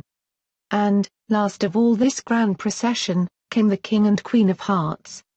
Alice was rather doubtful whether she ought not to lie down on her face like the 3 gardeners, but she could not remember ever having heard of such a rule at processions. And besides, what would be the use of a procession, thought she, if people had all to lie down upon their faces, so that they couldn't see it? So she stood still where she was, and waited. When the procession came opposite to Alice, they all stopped and looked at her, and the Queen said severely, "Who is this?" She said it to the Knave of Hearts, who only bowed and smiled in reply. "Idiot," said the Queen, tossing her head impatiently. And, turning to Alice, she went on, "What's your name, child?" "My name is Alice, so please your Majesty," said Alice very politely. But she added, to herself, "Why, they're only a pack of cards, after all. I needn't be afraid of them." "And who are these?" said the Queen, pointing to the 3 gardeners who were lying round the rose tree. For, you see, as they were lying on their faces, and the pattern on their backs was the same as the rest of the pack, she could not tell whether they were gardeners, or soldiers, or courtiers, or 3 of her own children. "How should I know?" said Alice, surprised at her own courage. "It's no business of mine." The Queen turned crimson with fury, and, after glaring at her for a moment like a wild beast, screamed off with her head off. "Nonsense," said Alice, very loudly and decidedly, and the Queen was silent. The King laid his hand upon her arm, and timidly said, "Consider, my dear, she is only a child." The Queen turned angrily away from him, and said to the Knave, "Turn them over." The Knave did so, very carefully, with 1 foot. "Get up," said the Queen, in a shrill, loud voice, and the 3 gardeners instantly jumped up, and began bowing to the King, the Queen, the royal children, and everybody else. "Leave off that," screamed the Queen. "You make me giddy." And then, turning to the rose tree, she went on, "What have you been doing here?" "May it please your Majesty," said 2, in a very humble tone, going down on 1 knee as he spoke, "we were trying." "I see," said the Queen, who had meanwhile been examining the roses. Off with their heads, and the procession moved on, 3 of the soldiers remaining behind to execute the unfortunate gardeners, who ran to Alice for protection. "You shan't be beheaded," said Alice, and she put them into a large flower pot that stood near. The 3 soldiers wandered about for a minute or 2, looking for them, and then quietly marched off after the others. "Are their heads off?" shouted the Queen. "Their heads are gone, if it please your Majesty," the soldiers shouted in reply. "That's right," shouted the Queen. "Can you play croquet?" The soldiers were silent, and looked at Alice, as the question was evidently meant for her. "Yes," shouted Alice. "Come on," then roared the Queen, and Alice joined the procession, wondering very much what would happen next. It's a very fine day," said a timid voice at her side. She was walking by the White Rabbit, who was peeping anxiously into her face. "Very," said Alice, "where's the Duchess?" "Hush, hush," said the Rabbit in a low, hurried tone. He looked anxiously over his shoulder as he spoke, and then raised himself upon tiptoe, put his mouth close to her ear, and whispered, "She's under sentence of execution." "What for?" said Alice. "Did you say, 'What a pity'?" the rabbit asked. "No, I didn't," said Alice, "I don't think it's at all a pity. I said, 'What for?'" "She boxed the Queen's ears," the rabbit began. Alice gave a little scream of laughter. "Oh, hush," the rabbit whispered in a frightened tone. "The Queen will hear you, you see, she came rather late," and the Queen said. "Get to your places," shouted the Queen in a voice of thunder, and people began running about in all directions, tumbling up against each other. However, they got settled down in a minute or two, and the game began. Alice thought she had never seen such a curious croquet ground in her life. It was all ridges and furrows. The balls were live hedgehogs, the mallets live flamingos, and the soldiers had to double themselves up and to stand on their hands and feet, to make the arches. The chief difficulty Alice found at first was in managing her flamingo. She succeeded in getting its body tucked away, comfortably enough, under her arm, with its legs hanging down, but generally, just as she had got its neck nicely straightened out, and was going to give the hedgehog a blow with its head, it would twist itself round and look up in her face, with such a puzzled expression that she could not help bursting out laughing, and when she had got its head down, and was going to begin again, it was very provoking to find that the hedgehog had unrolled itself, and was in the act of crawling away. Besides all this, there was generally a ridge or furrow in the way wherever she wanted to send the hedgehog to, and, as the doubled-up soldiers were always getting up and walking off to other parts of the ground, Alice soon came to the conclusion that it was a very difficult game indeed. The players all played at once without waiting for turns, quarrelling all the while, and fighting for the hedgehogs. And in a very short time the Queen was in a furious passion, and went stamping about, and shouting "off with his head" or "off with her head" about once in a minute. Alice began to feel very uneasy. To be sure, she had not as yet had any dispute with the Queen, but she knew that it might happen any minute, and then, thought she, what would become of me? They're dreadfully fond of beheading people here. The great wonder is, that there's anyone left alive. She was looking about for some way of escape, and wondering whether she could get away without being seen, when she noticed a curious appearance in the air. It puzzled her very much at first, but, after watching it a minute or two, she made it out to be a grin, and she said to herself, "It's the Cheshire Cat, now I shall have somebody to talk to." "How are you getting on?" said the cat, as soon as there was mouth enough for it to speak with. Alice waited till the eyes appeared, and then nodded. "It's no use speaking to it," she thought, "till its ears have come, or at least one of them." In another minute the whole head appeared, and then Alice put down her flamingo, and began an account of the game, feeling very glad she had someone to listen to her. The cat seemed to think that there was enough of it now in sight, and no more of it appeared. "I don't think they play at all fairly," Alice began, in rather a complaining tone, "and they all quarrel so dreadfully one can't hear oneself speak, and they don't seem to have any rules in particular. At least, if there are, nobody attends to them, and you've no idea how confusing it is, all the things being alive.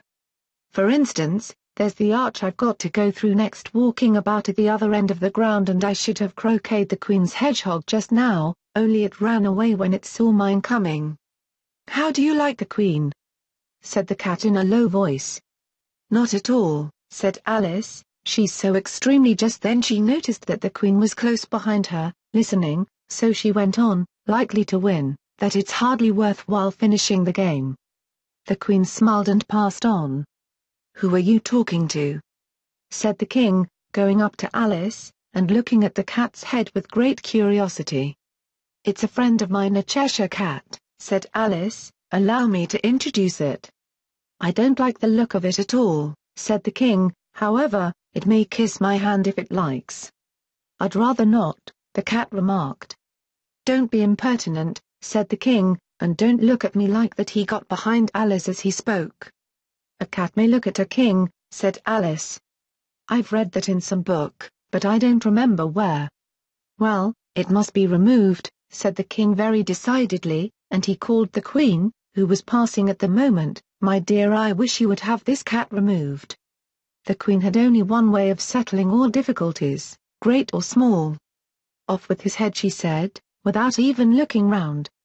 I'll fetch the executioner myself, said the king eagerly, and he hurried off. Alice thought she might as well go back, and see how the game was going on, as she heard the queen's voice in the distance, screaming with passion. She had already heard her sentence 3 of the players to be executed for having missed their turns, and she did not like the look of things at all, as the game was in such confusion that she never knew whether it was her turn or not. So she went in search of her hedgehog. The hedgehog was engaged in a fight with another hedgehog, which seemed to Alice an excellent opportunity for croqueting one of them or the other. The only difficulty was, that her flamingo was gone across to the other side of the garden, where Alice could see it trying in a helpless sort of way to fly up into a tree. By the time she had caught the flamingo and brought it back, the fight was over, and both the hedgehogs were out of sight, but it doesn't matter much, thought Alice, as all the arches are gone from the side of the ground.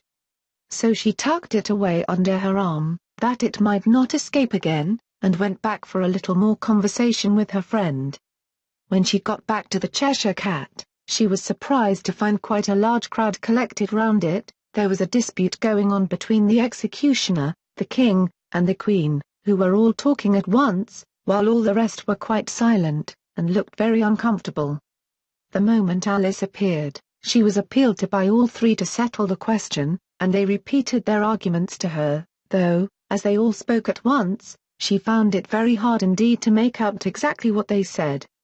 The executioner's argument was, that you couldn't cut off a head unless there was a body to cut it off from, that he had never had to do such a thing before, and he wasn't going to begin at his time of life. The king's argument was, that anything that had a head could be beheaded, and that you weren't to talk nonsense. The queen's argument was, that if something wasn't done about it in less than no time she'd have everybody executed, all round. It was this last remark that had made the whole party look so grave and anxious. Alice could think of nothing else to say but it belongs to the Duchess, you'd better ask her about it. She's in prison, the Queen said to the executioner, fetch her here. And the executioner went off like an arrow. The cat's head began fading away the moment he was gone, and, by the time he had come back with the Duchess, it had entirely disappeared. So the king and the executioner ran wildly up and down looking for it, while the rest of the party went back to the game. Chapter 9, The Mock Turtle Story. You can't think how glad I am to see you again, you dear old thing, said the Duchess, as she tucked her arm affectionately into Alice's, and they walked off together. Alice was very glad to find her in such a pleasant temper, and thought to herself that perhaps it was only the pepper that had made her so savage when they met in the kitchen. When I'm a duchess, she said to herself, not in a very hopeful tone though, I won't have any pepper in my kitchen at all. Soup does very well without, maybe it's always pepper that makes people hot-tempered, she went on, very much pleased at having found out a new kind of rule. And vinegar that makes them sour, and chamomile that makes them bitter, and barley sugar and such things that make children sweet-tempered. I only wish people knew that, then they wouldn't be so stingy about it, you know. She had quite forgotten the Duchess by this time, and was a little startled when she heard her voice close to her ear. You're thinking about something, my dear, and that makes you forget to talk. I can't tell you just now what the moral of that is, but I shall remember it in a bit. Perhaps it hasn't one, Alice ventured to remark. Tut, tut, child, said the Duchess. Everything's got a moral, if only you can find it. And she squeezed herself up closer to Alice's side as she spoke. Alice did not much like keeping so close to her, first, because the Duchess was very ugly. And secondly, because she was exactly the right height to rest her chin upon Alice's shoulder, and it was an uncomfortably sharp chin. However, she did not like to be rude, so she bore it as well as she could. The game's going on rather better now, she said, by way of keeping up the conversation a little. 'Tis so, said the Duchess, and the moral of that is, oh, 'tis love, that makes the world go round. Somebody said, Alice whispered, that it's done by everybody minding their own business. Ah, well, it means much the same thing, said the Duchess, digging her sharp little chin into Alice's shoulder as she added, and the moral of that is take care of the scents, and the sounds will take care of themselves. How fond she is of finding morals in things, Alice thought to herself. I dare say you're wondering why I don't put my arm round your waist, the Duchess said after a pause. The reason is, that I'm doubtful about the temper of your flamingo. Shall I try the experiment? He might bite, Alice cautiously replied, not feeling at all anxious to have the experiment tried. Very true, said the Duchess, flamingos and mustard both bite. And the moral of that is birds of a feather flock together. Only mustard isn't a bird, Alice remarked. Right, as usual, said the Duchess, what a clear way you have of putting things. It's a mineral, I think, said Alice. Of course it is, said the Duchess, who seemed ready to agree to everything that Alice said. There's a large mustard mine near here. And the moral of that is the more there is of mine, the less there is of yours. Oh, I know, exclaimed Alice, who had not attended to this last remark, it's a vegetable. It doesn't look like one, but it is. I quite agree with you, said the Duchess. And the moral of that is be what you would seem to be, or if you'd like it put more simply, never imagine yourself not to be otherwise than what it might appear to others that what you were or might have been was not otherwise than what you had been would have appeared to them to be otherwise. I think I should understand that better, Alice said very politely, if I had it written down, but I can't quite follow it as you say it. That's nothing to what I could say if I chose, the Duchess replied, in a pleased tone. Pray don't trouble yourself to say it any longer than that, said Alice. Oh, don't talk about trouble, said the Duchess. I make you a present of everything I've said as yet. A cheap sort of present, thought Alice. I'm glad they don't give birthday presents like that, but she did not venture to say it out loud. Thinking again? The Duchess asked, with another dig of her sharp little chin. I've a right to think, said Alice sharply, for she was beginning to feel a little worried. Just about as much right, said the Duchess, as pigs have to fly. And the M. But here, to Alice's great surprise, the Duchess's voice died away, even in the middle of her favourite word moral, and the arm that was linked into hers began to tremble. Alice looked up, and there stood the Queen in front of them, with her arms folded, frowning like a thunderstorm. A fine day, Your Majesty, the Duchess began in a low, weak voice. Now, I gave you fair warning, shouted the Queen, stamping on the ground as she spoke.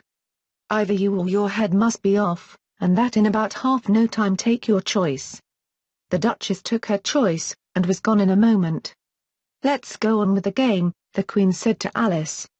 And Alice was too much frightened to say a word, but slowly followed her back to the croquet ground. The other guests had taken advantage of the Queen's absence, and were resting in the shade. However, the moment they saw her, they hurried back to the game, the Queen merely remarking that a moment's delay would cost them their lives. All the time they were playing, the Queen never left off quarrelling with the other players, and shouting off with his head or off with her head. Those whom she sentenced were taken into custody by the soldiers, who of course had to leave off being archers to do this, so that by the end of half an hour or so there were no archers left, and all the players, except the King, the Queen, and Alice, were in custody and under sentence of execution. Then the Queen left off, quite out of breath, and said to Alice, "Have you seen the Mock Turtle yet?" "No," said Alice. "I don't even know what a Mock Turtle is." "It's the thing Mock Turtle soup is made from," said the Queen. "I never saw one, or heard of one," said Alice. "Come on, then," said the Queen, "and he shall tell you his history." As they walked off together, Alice heard the King say in a low voice, to the company generally, "You're all pardoned." "Come, that's a good thing," she said to herself, for she had felt quite unhappy at the number of executions the Queen had ordered. They very soon came upon a griffin, lying fast asleep in the sun. If you don't know what a griffin is, look at the picture. "Up, lazy thing," said the Queen, "and take this young lady to see the Mock Turtle, and to hear his history. I must go back and see after some executions I have ordered." And she walked off, leaving Alice alone with the griffin. Alice did not quite like the look of the creature. but on the whole she thought it would be quite as safe to stay with it as to go after that savage queen, so she waited. The griffin sat up and rubbed its eyes, then it watched the queen till she was out of sight, then it chuckled. "What fun," said the griffin, half to itself, half to Alice. "What is the fun?" said Alice. "Why, said the griffin. "It's all her fancy, that, they never executes nobody, you know. Come on." "Everybody says come on here," thought Alice, as she went slowly after it. "I never was so ordered about in all my life, never." They had not gone far before they saw the Mock Turtle in the distance, sitting sad and lonely on a little ledge of rock, and, as they came nearer, Alice could hear him sighing as if his heart would break. She pitied him deeply. "What is his sorrow?" she asked the griffin, and the griffin answered, very nearly in the same words as before, "It's all his fancy, that, he hasn't got no sorrow, you know. Come on." So they went up to the Mock Turtle, who looked at them with large eyes full of tears, but said nothing. "This here young lady," said the griffin, "she wants for to know your history, she do." "I'll tell it her," said the Mock Turtle in a deep, hollow tone. "Sit down, both of you, and don't speak a word till I've finished." So they sat down, and nobody spoke for some minutes.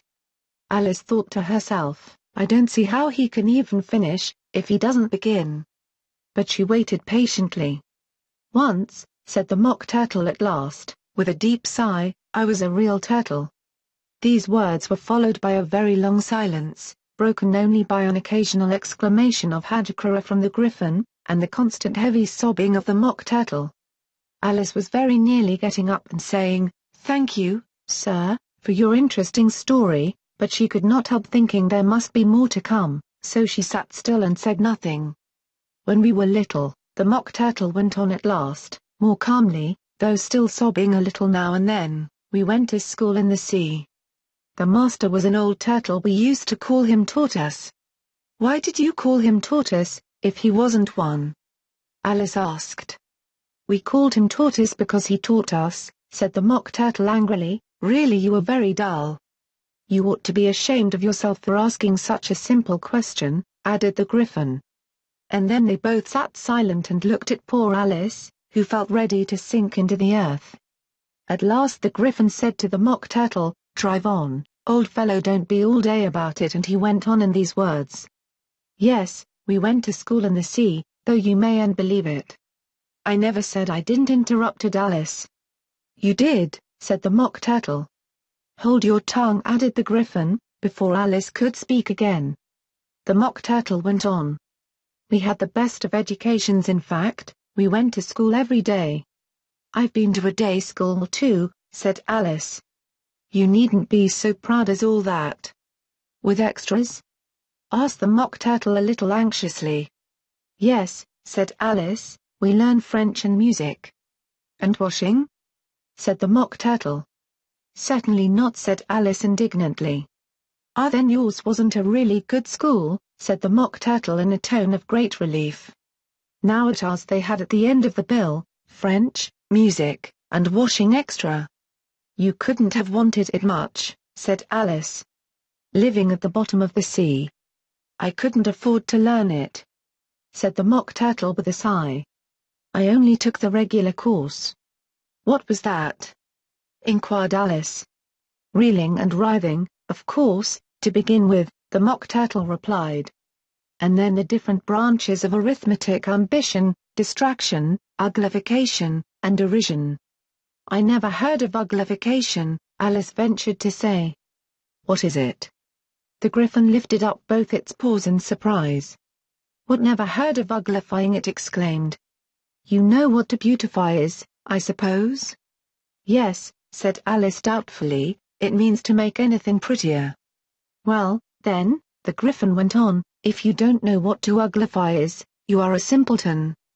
Alice did not feel encouraged to ask any more questions about it, so she turned to the Mock Turtle, and said, "What else had you to learn?" "Well, there was mystery," the Mock Turtle replied, counting off the subjects on his flappers: mystery, ancient and modern, with zoography, then drawling. The drawling master was an old conger eel, that used to come once a week. he taught us drawing, stretching, and fainting in coils." "What was that like?" said Alice. "Well, I can't show it you myself," the Mock Turtle said, "I'm too stiff. And the Griffin never learned it." "Hadn't time," said the Griffin, "I went to the classics master, though. He was an old crab, he was." "I never went to him," the Mock Turtle said with a sigh, "he taught laughing and grief, they used to say." So he did," said the Griffin, sighing in his turn.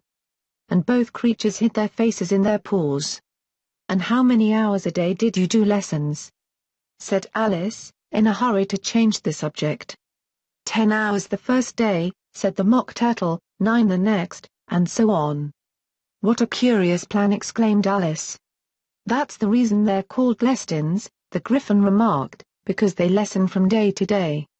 This was quite a new idea to Alice, and she thought it over a little before she made her next remark.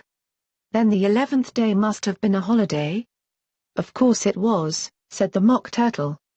"And how did you manage on the 12th?" Alice went on eagerly. "That's enough about lessons," the Griffin interrupted in a very decided tone, "tell her something about the games now." Chapter 10, The Lobster Quadrille. The Mock Turtle sighed deeply, and drew the back of one flapper across his eyes. He looked at Alice, and tried to speak, but for a minute or two sobs choked his voice. "Same as if he had a bone in his throat," said the Griffin, and it set to work shaking him and punching him in the back. At last the Mock Turtle recovered his voice, and, with tears running down his cheeks, he went on again. "You may not have lived much under the sea, I haven't," said Alice, "and perhaps you were never even introduced to a lobster." Alice began to say "I once tasted," but checked herself hastily, and said "No, never, so you can have no idea what a delightful thing a lobster quadrille is." "No, indeed," said Alice. "What sort of a dance is it?" "Why," said the Griffin, "you first form into a line along the seashore." "Two lines!" cried the Mock Turtle. "Seals, turtles, salmon, and so on." "Then, when you've cleared all the jellyfish out of the way." "That generally takes some time," interrupted the Griffin. "You advance twice." "Each with a lobster as a partner," cried the Griffin. "Of course," the Mock Turtle said, "advance twice, set to partners. Change lobsters, and retire in same order," continued the Griffin. "Then, you know," the Mock Turtle went on, "you throw the lobsters," shouted the Griffin, with a bound into the air. "As far out to sea as you can." "Swim after them," screamed the Griffin. "Turn a somersault in the sea," cried the Mock Turtle, capering wildly about. "Change lobsters again," yelled the Griffin at the top of its voice. "Back to land again, and that's all the first figure," said the Mock Turtle, suddenly dropping his voice. And the two creatures, who had been jumping about like mad things all this time, sat down again very sadly and quietly, and looked at Alice. "It must be a very pretty dance," said Alice timidly. "Would you like to see a little of it?" said the Mock Turtle. "Very much indeed," said Alice. "Come, let's try the first figure," said the Mock Turtle to the Griffin. "We can do without lobsters, you know. Which shall sing?" "Oh, you sing," said the Griffin. "I've forgotten the words." So they began solemnly dancing round and round Alice, every now and then treading on her toes when they passed too close, and waving their forepaws to mark the time, while the Mock Turtle sang this, very slowly and sadly. "Will you walk a little faster?" said a whiting to a snail. "There's a porpoise close behind us, and he's treading on my tail. See how eagerly the lobsters and the turtles all advance, they are waiting on the shingle. Will you come and join the dance? Will you, won't you, will you, won't you, will you join the dance? Will you, won't you, will you, won't you join the dance?" You can really have no notion how delightful it will be, when they take us up and throw us, with the lobsters, out to sea. But the snail replied too far, and gave a look askance, said he thanked the whiting kindly, but he would not join the dance. Would not, could not, would not, could not, would not join the dance. Would not, could not, would not, could not, could not join the dance. What matters it how far we go?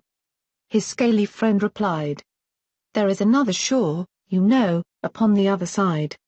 The further off from England the nearer is to France, then turn not pale, beloved snail, but come and join the dance. Will you, won't you, will you, won't you, will you join the dance? Will you, won't you, will you, won't you join the dance? Thank you, it's a very interesting dance to watch, said Alice, feeling very glad that it was over at last, and I do so like that curious song about the whiting. Oh, as to the whiting, said the Mock Turtle, you've seen them, of course. Yes, said Alice, I've often seen them at Din. She checked herself hastily.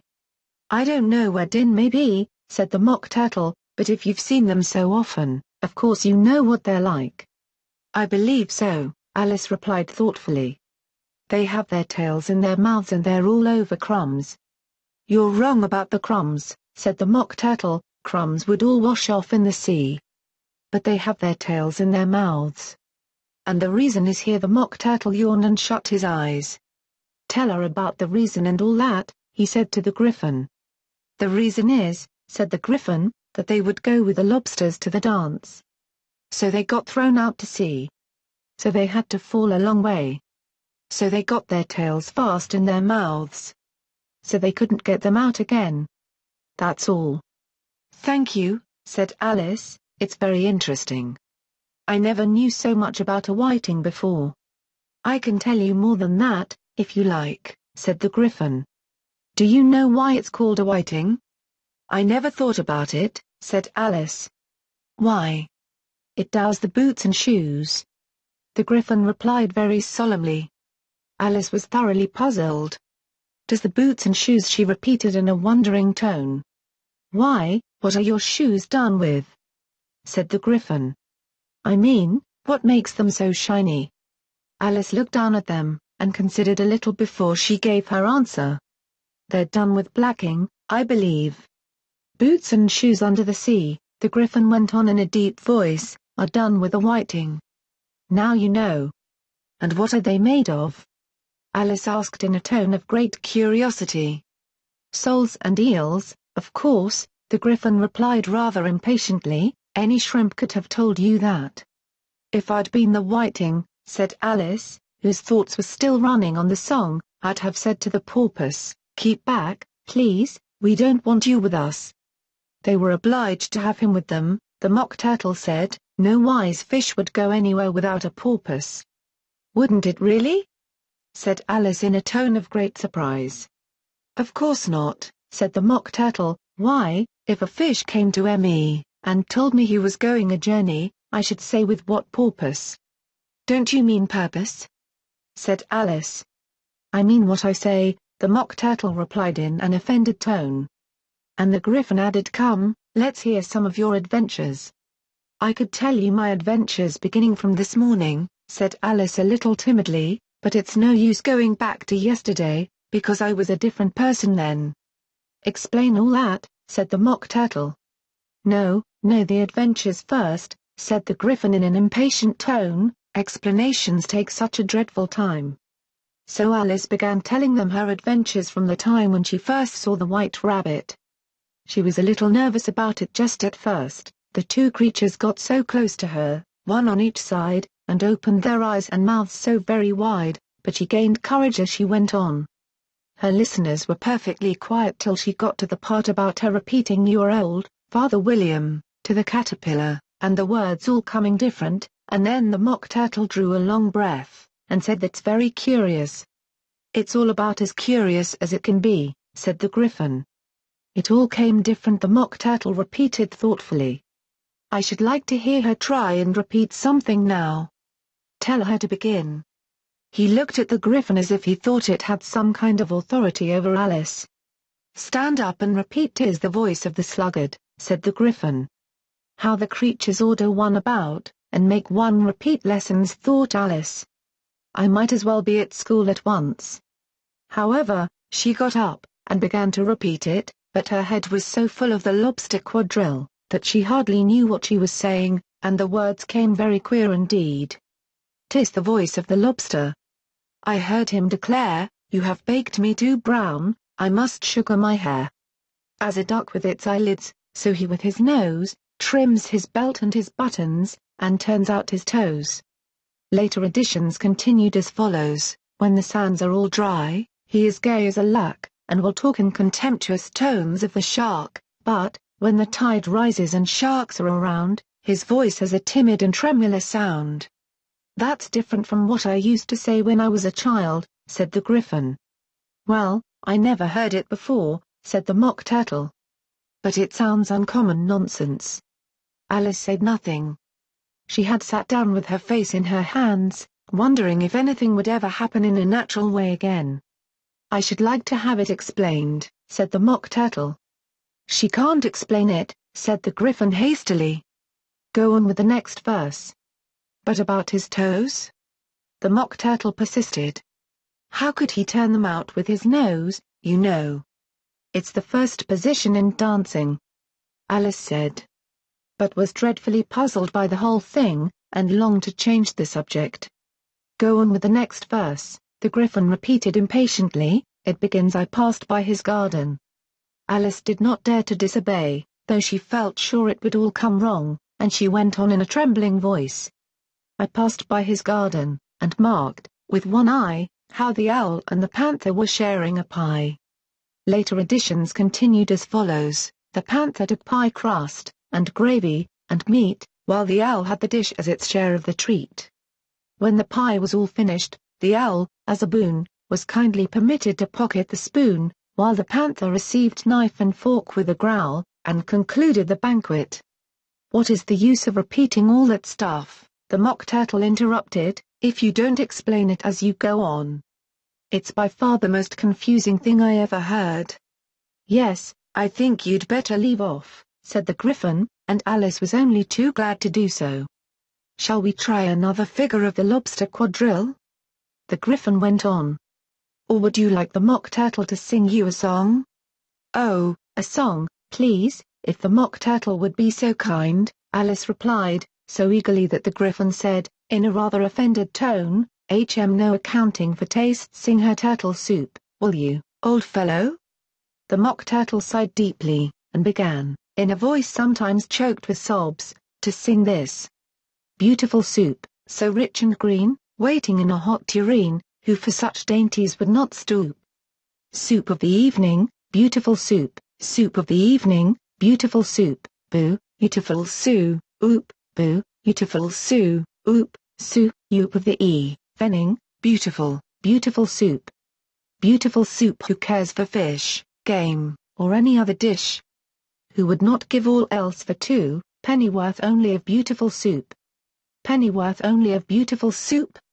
Boo, beautiful sou, oop, boo, beautiful sou, oop, soup of the evening, beautiful, beauty, full soup." "Chorus again," cried the Gryphon, and the Mock Turtle had just begun to repeat it, when a cry of the trial's beginning was heard in the distance. "Come on," cried the Gryphon, and, taking Alice by the hand, it hurried off, without waiting for the end of the song. "What trial is it?" Alice panted as she ran.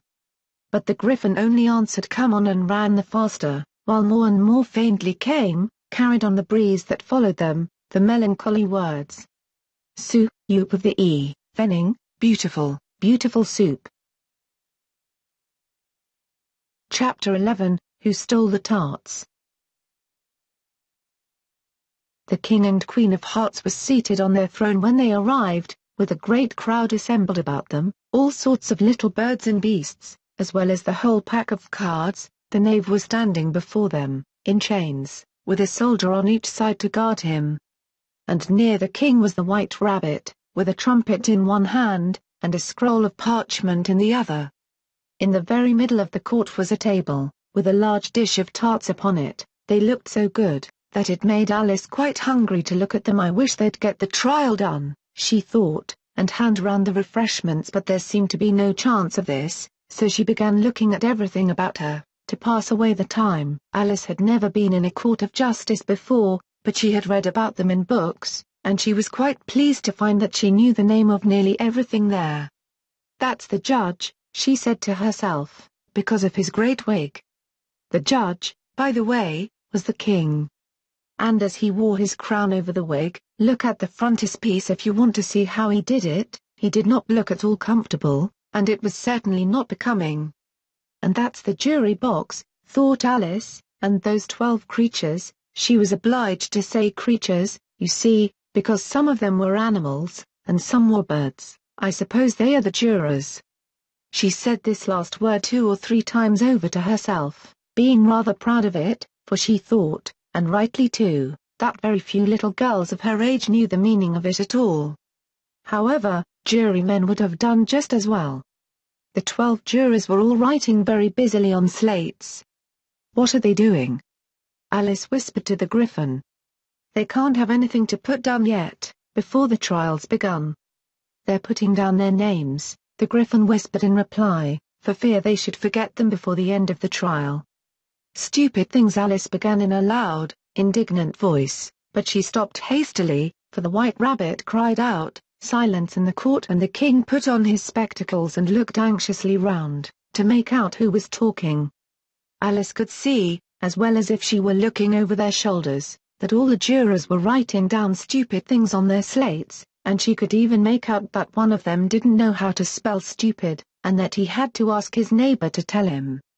A nice muddle their slates will be in before the trial's over, thought Alice. One of the jurors had a pencil that squeaked. This, of course, Alice could not stand, and she went round the court and got behind him, and very soon found an opportunity of taking it away.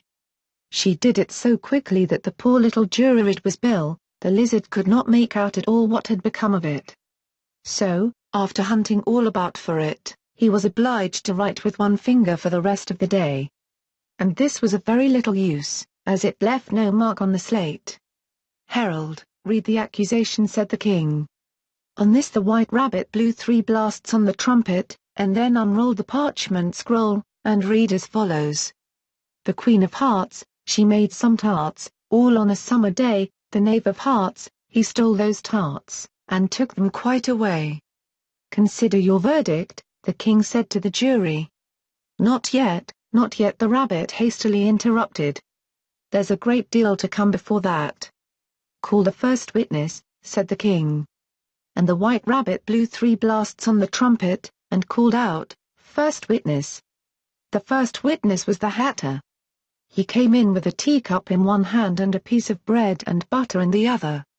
"I beg pardon, your majesty," he began, "for bringing these in, but I hadn't quite finished my tea when I was sent for." "You ought to have finished," said the king. "When did you begin?" The Hatter looked at the March Hare, who had followed him into the court, arm in arm with the Dormouse.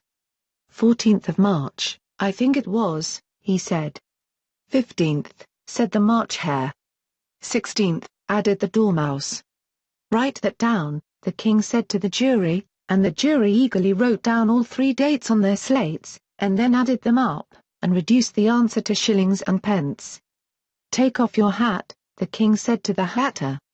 "It isn't mine," said the Hatter. "Stolen!" the king exclaimed, turning to the jury, who instantly made a memorandum of the fact.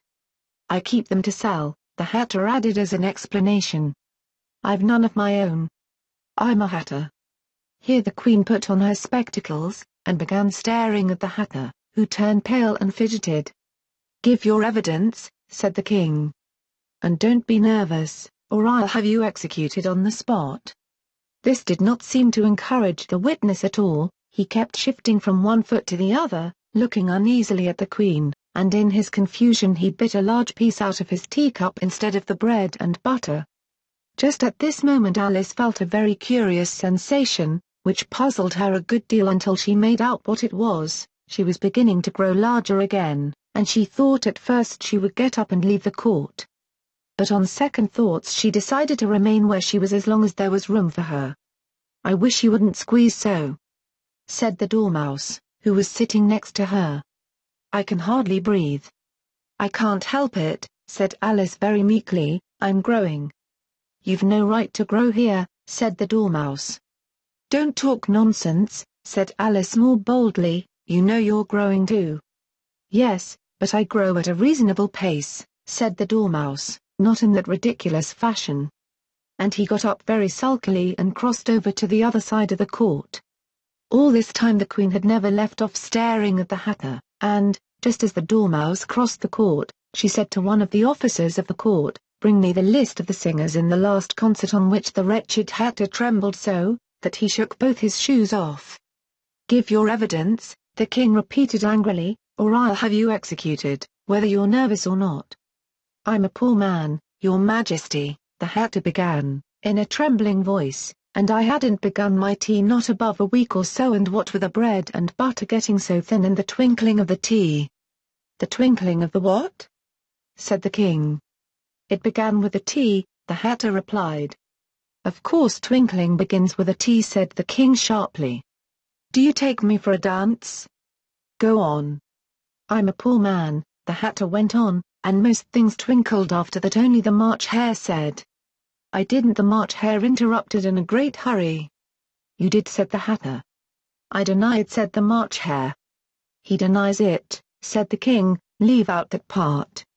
"Well, at any rate, the Dormouse," said the Hatter went on, looking anxiously round to see if he would deny it too, but the Dormouse denied nothing, being fast asleep. "After that," continued the Hatter, "I cut some more bread and butter." "But what did the Dormouse say?" one of the jury asked. "That I can't remember," said the Hatter. "You must remember," remarked the king, "or I'll have you executed." The miserable Hatter dropped his teacup and bread and butter, and went down on one knee. "I'm a poor man, your majesty," he began. "You're a very poor speaker," said the king. Here one of the guinea pigs cheered, and was immediately suppressed by the officers of the court. "As that is rather a hard word, I will just explain to you how it was done." They had a large canvas bag, which tied up at the mouth with strings. Into this they slipped the guinea pig, head first, and then sat upon it. "I'm glad I've seen that done," thought Alice. "I've so often read in the newspapers, at the end of trials, there was some attempts at applause, which was immediately suppressed by the officers of the court, and I never understood what it meant till now." "If that's all you know about it, you may stand down," continued the king. "I can't go no lower," said the Hatter, "I'm on the floor, as it is." "Then you may sit down," the king replied. Here the other guinea pig cheered, and was suppressed. "Come, that finished the guinea pigs," thought Alice. "Now we shall get on better." "I'd rather finish my tea," said the Hatter, with an anxious look at the Queen, who was reading the list of singers. "You may go," said the king, and the Hatter hurriedly left the court, without even waiting to put his shoes on. "And just take his head off outside," the Queen added to one of the officers, but the Hatter was out of sight before the officer could get to the door. "Call the next witness," said the king. The next witness was the Duchess's cook. She carried the pepper box in her hand, and Alice guessed who it was, even before she got into the court, by the way the people near the door began sneezing all at once. "Give your evidence," said the king. "Shan't," said the cook. The king looked anxiously at the White Rabbit, who said in a low voice, "Your Majesty must cross-examine this witness." "Well, if I must, I must," the king said, with a melancholy air, and, after folding his arms and frowning at the cook till his eyes were nearly out of sight, he said in a deep voice, "What are tarts made of?" "Pepper, mostly," said the cook. "Treacle," said a sleepy voice behind her. "Collar that Dormouse," the Queen shrieked out. "Behead that Dormouse, turn that Dormouse out of court, suppress him, pinch him off with his whiskers." For some minutes the whole court was in confusion, getting the Dormouse turned out, and, by the time they had settled down again, the cook had disappeared. "Never mind," said the king, with an air of great relief. "Call the next witness." And he added in an undertone to the Queen, "Really, my dear, I must cross-examine the next witness. It quite makes my forehead ache." Alice watched the White Rabbit as he fumbled over the list, feeling very curious to see what the next witness would be like, for they haven't got much evidence yet, she said to herself. Imagine her surprise, when the White Rabbit read out, at the top of his shrill little voice, the name Alice. Chapter 12, Alice's Evidence.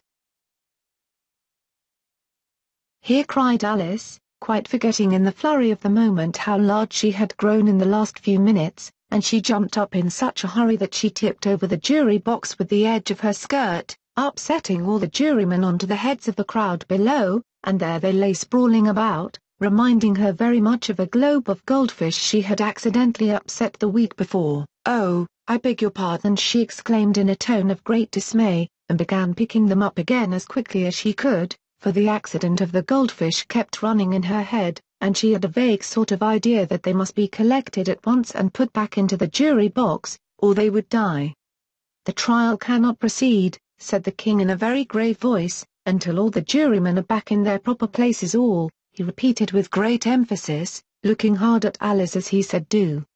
Alice looked at the jury box, and saw that, in her haste, she had put the lizard head downwards, and the poor little thing was waving its tail about in a melancholy way, being quite unable to move. She soon got it out again, and put it right. "Not that it signifies much," she said to herself. "I should think it would be quite as much use in the trial one way up as the other." As soon as the jury had a little recovered from the shock of being upset, and their slates and pencils had been found and handed back to them, they set to work very diligently to write out a history of the accident, all except the lizard, who seemed too much overcome to do anything but sit with its mouth open, gazing up into the roof of the court. "What do you know about this business?" the king said to Alice. "Nothing," said Alice. "Nothing whatever?" persisted the king. "Nothing whatever," said Alice. "That's very important," the king said, turning to the jury. They were just beginning to write this down on their slates, when the White Rabbit interrupted. "Unimportant, Your Majesty means, of course," he said in a very respectful tone, but frowning and making faces at him as he spoke. "Unimportant, of course, I meant," the king hastily said, and went on to himself in an undertone. "Important, unimportant, unimportant, important, as if you were trying which word sounded best."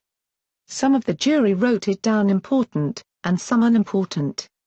Alice could see this, as she was near enough to look over their slates. "But it doesn't matter a bit," she thought to herself. At this moment the king, who had been for some time busily writing in his notebook, cackled out silence and read out from his book, Rule 42. "All persons more than a mile high to leave the court." Everybody looked at Alice.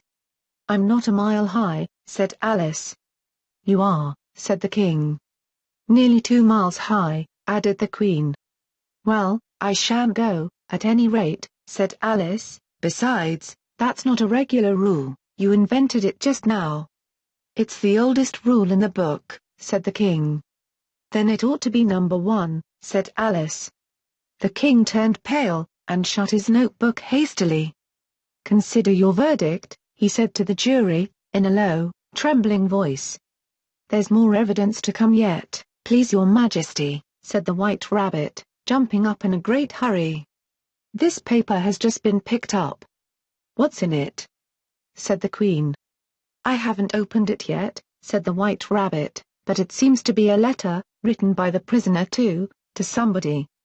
"It must have been that," said the king, "unless it was written to nobody, which isn't usual, you know." "Who is it directed to?" said one of the jurymen. "It isn't directed at all," said the White Rabbit. "In fact, there's nothing written on the outside." He unfolded the paper as he spoke, and added, "It isn't a letter, after all, it's a set of verses." "Are they in the prisoner's handwriting?" asked another of the jurymen. "No, they're not," said the White Rabbit, "and that's the queerest thing about it." The jury all looked puzzled. "He must have imitated somebody else's hand," said the king. The jury all brightened up again. "Please your majesty," said the knave, "I didn't write it, and they can't prove I did, there's no name signed at the end." "If you didn't sign it," said the king, "that only makes the matter worse. You must have meant some mischief, or else you'd have signed your name like an honest man." There was a general clapping of hands at this. It was the first really clever thing the king had said that day. "That proves his guilt," said the queen. "It proves nothing of the sort," said Alice. "Why, you don't even know what they're about." "Read them," said the king. The White Rabbit put on his spectacles. "Where shall I begin, please your majesty?" he asked. "Begin at the beginning," the king said gravely, "and go on till you come to the end, then stop." These were the verses the White Rabbit read. "They told me you had been to her, and mentioned me to him. She gave me a good character, but said I could not swim. He sent them word I had not gone. We know it to be true. If she should push the matter on, what would become of you? I gave her 1, they gave him 2, you gave us 3 or more.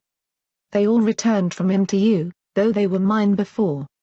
If I or she should chance to be involved in this affair, he trusts to you to set them free, exactly as we were. My notion was that you had been, before she had this fit, an obstacle that came between him and ourselves, and it. Don't let him know she liked them best, for this must ever be a secret, kept from all the rest, between yourself and me." "That's the most important piece of evidence we've heard yet," said the king, rubbing his hands. "So now let the jury.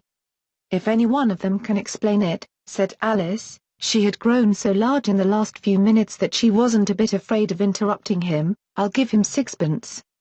I don't believe there's an atom of meaning in it." The jury all wrote down on their slates, "She doesn't believe there's an atom of meaning in it," but none of them attempted to explain the paper. "If there's no meaning in it," said the king, "that saves a world of trouble, you know, as we needn't try to find any. And yet I don't know," he went on, spreading out the verses on his knee, and looking at them with one eye. "I seem to see some meaning in them, after all. Said I could not swim, you can't swim, can you?" he added, turning to the knave. The knave shook his head sadly. "Do I look like it?" he said. Which he certainly did not, being made entirely of cardboard. "All right, so far," said the king, and he went on muttering over the verses to himself, "We know it to be true that's the jury, of course I gave her 1, they gave him 2, why, that must be what he did with the tarts, you know. But, it goes on they all returned from him to you," said Alice. "Why, there they are," said the king triumphantly, pointing to the tarts on the table. "Nothing can be clearer than that. Then again, before she had this fit you never had fits, my dear, I think?" he said to the queen. "Never," said the queen furiously, throwing an inkstand at the lizard as she spoke. The unfortunate little Bill had left off writing on his slate with one finger, as he found it made no mark. But he now hastily began again, using the ink that was trickling down his face, as long as it lasted. "Then the words don't fit you," said the king, looking round the court with a smile. There was a dead silence. "It's a pun," the king added in an offended tone, and everybody laughed. "Let the jury consider their verdict," the king said, for about the 20th time that day. "No, no," said the queen. "Sentence first, verdict afterwards." "Stuff and nonsense," said Alice loudly. "The idea of having the sentence first." "Hold your tongue," said the queen, turning purple. "I won't," said Alice. "Off with her head," the queen shouted at the top of her voice. Nobody moved. "Who cares for you?" said Alice. She had grown to her full size by this time. "You're nothing but a pack of cards." At this the whole pack rose up into the air, and came flying down upon her. She gave a little scream, half of fright and half of anger, and tried to beat them off, and found herself lying on the bank, with her head in the lap of her sister, who was gently brushing away some dead leaves that had fluttered down from the trees upon her face. "Wake up, Alice dear," said her sister. "Why, what a long sleep you've had." "Oh, I've had such a curious dream," said Alice, and she told her sister, as well as she could remember them, all these strange adventures of hers that you have just been reading about. And when she had finished, her sister kissed her, and said, "It was a curious dream, dear, certainly, but now run into your tea. It's getting late." So Alice got up and ran off, thinking while she ran, as well she might, what a wonderful dream it had been. But her sister sat still just as she left her, leaning her head on her hand, watching the setting sun, and thinking of little Alice and all her wonderful adventures, till she too began dreaming after a fashion, and this was her dream. First, she dreamed of little Alice herself, as once again the tiny hands were clasped upon her knee, and the bright eager eyes were looking up into hers. She could hear the very tones of her voice, and see that queer little toss of her head to keep back the wandering hair that would always get into her eyes. And still as she listened, or seemed to listen, the whole place around her became alive with the strange creatures of her little sister's dream.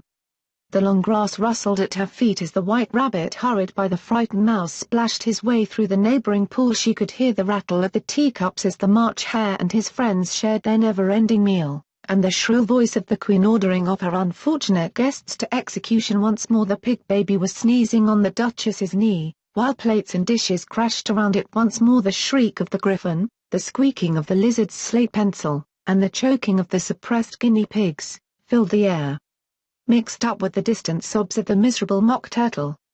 So she sat on, with closed eyes, and half believed herself in Wonderland, though she knew she had but to open them again, and all would change to dull reality. The grass would be only rustling in the wind, and the pool rippling to the waving of the reeds. The rattling teacups would change to tinkling sheep bells, and the Queen's shrill cries to the voice of the shepherd boy, and the sneeze of the baby, the shriek of the griffin, and all the other queer noises, would change, she knew, to the confused clamor of the busy farmyard, while the lowing of the cattle in the distance would take the place of the mock turtle's heavy sobs. Lastly, she pictured to herself how the same little sister of hers would, in the after-time, be herself a grown woman, and how she would keep, through all her riper years, the simple and loving heart of her childhood, and how she would gather about her other little children, and make their eyes bright and eager with many a strange tale, perhaps even with the dream of Wonderland of long ago, and how she would feel with all their simple sorrows,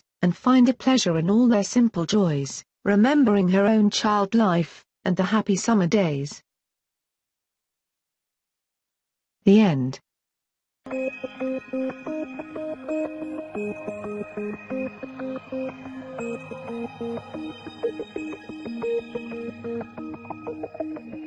This story was brought to you by the YouTube channel, This Week in Audiobooks. Thanks for listening. If you'd like to hear more, don't forget to subscribe.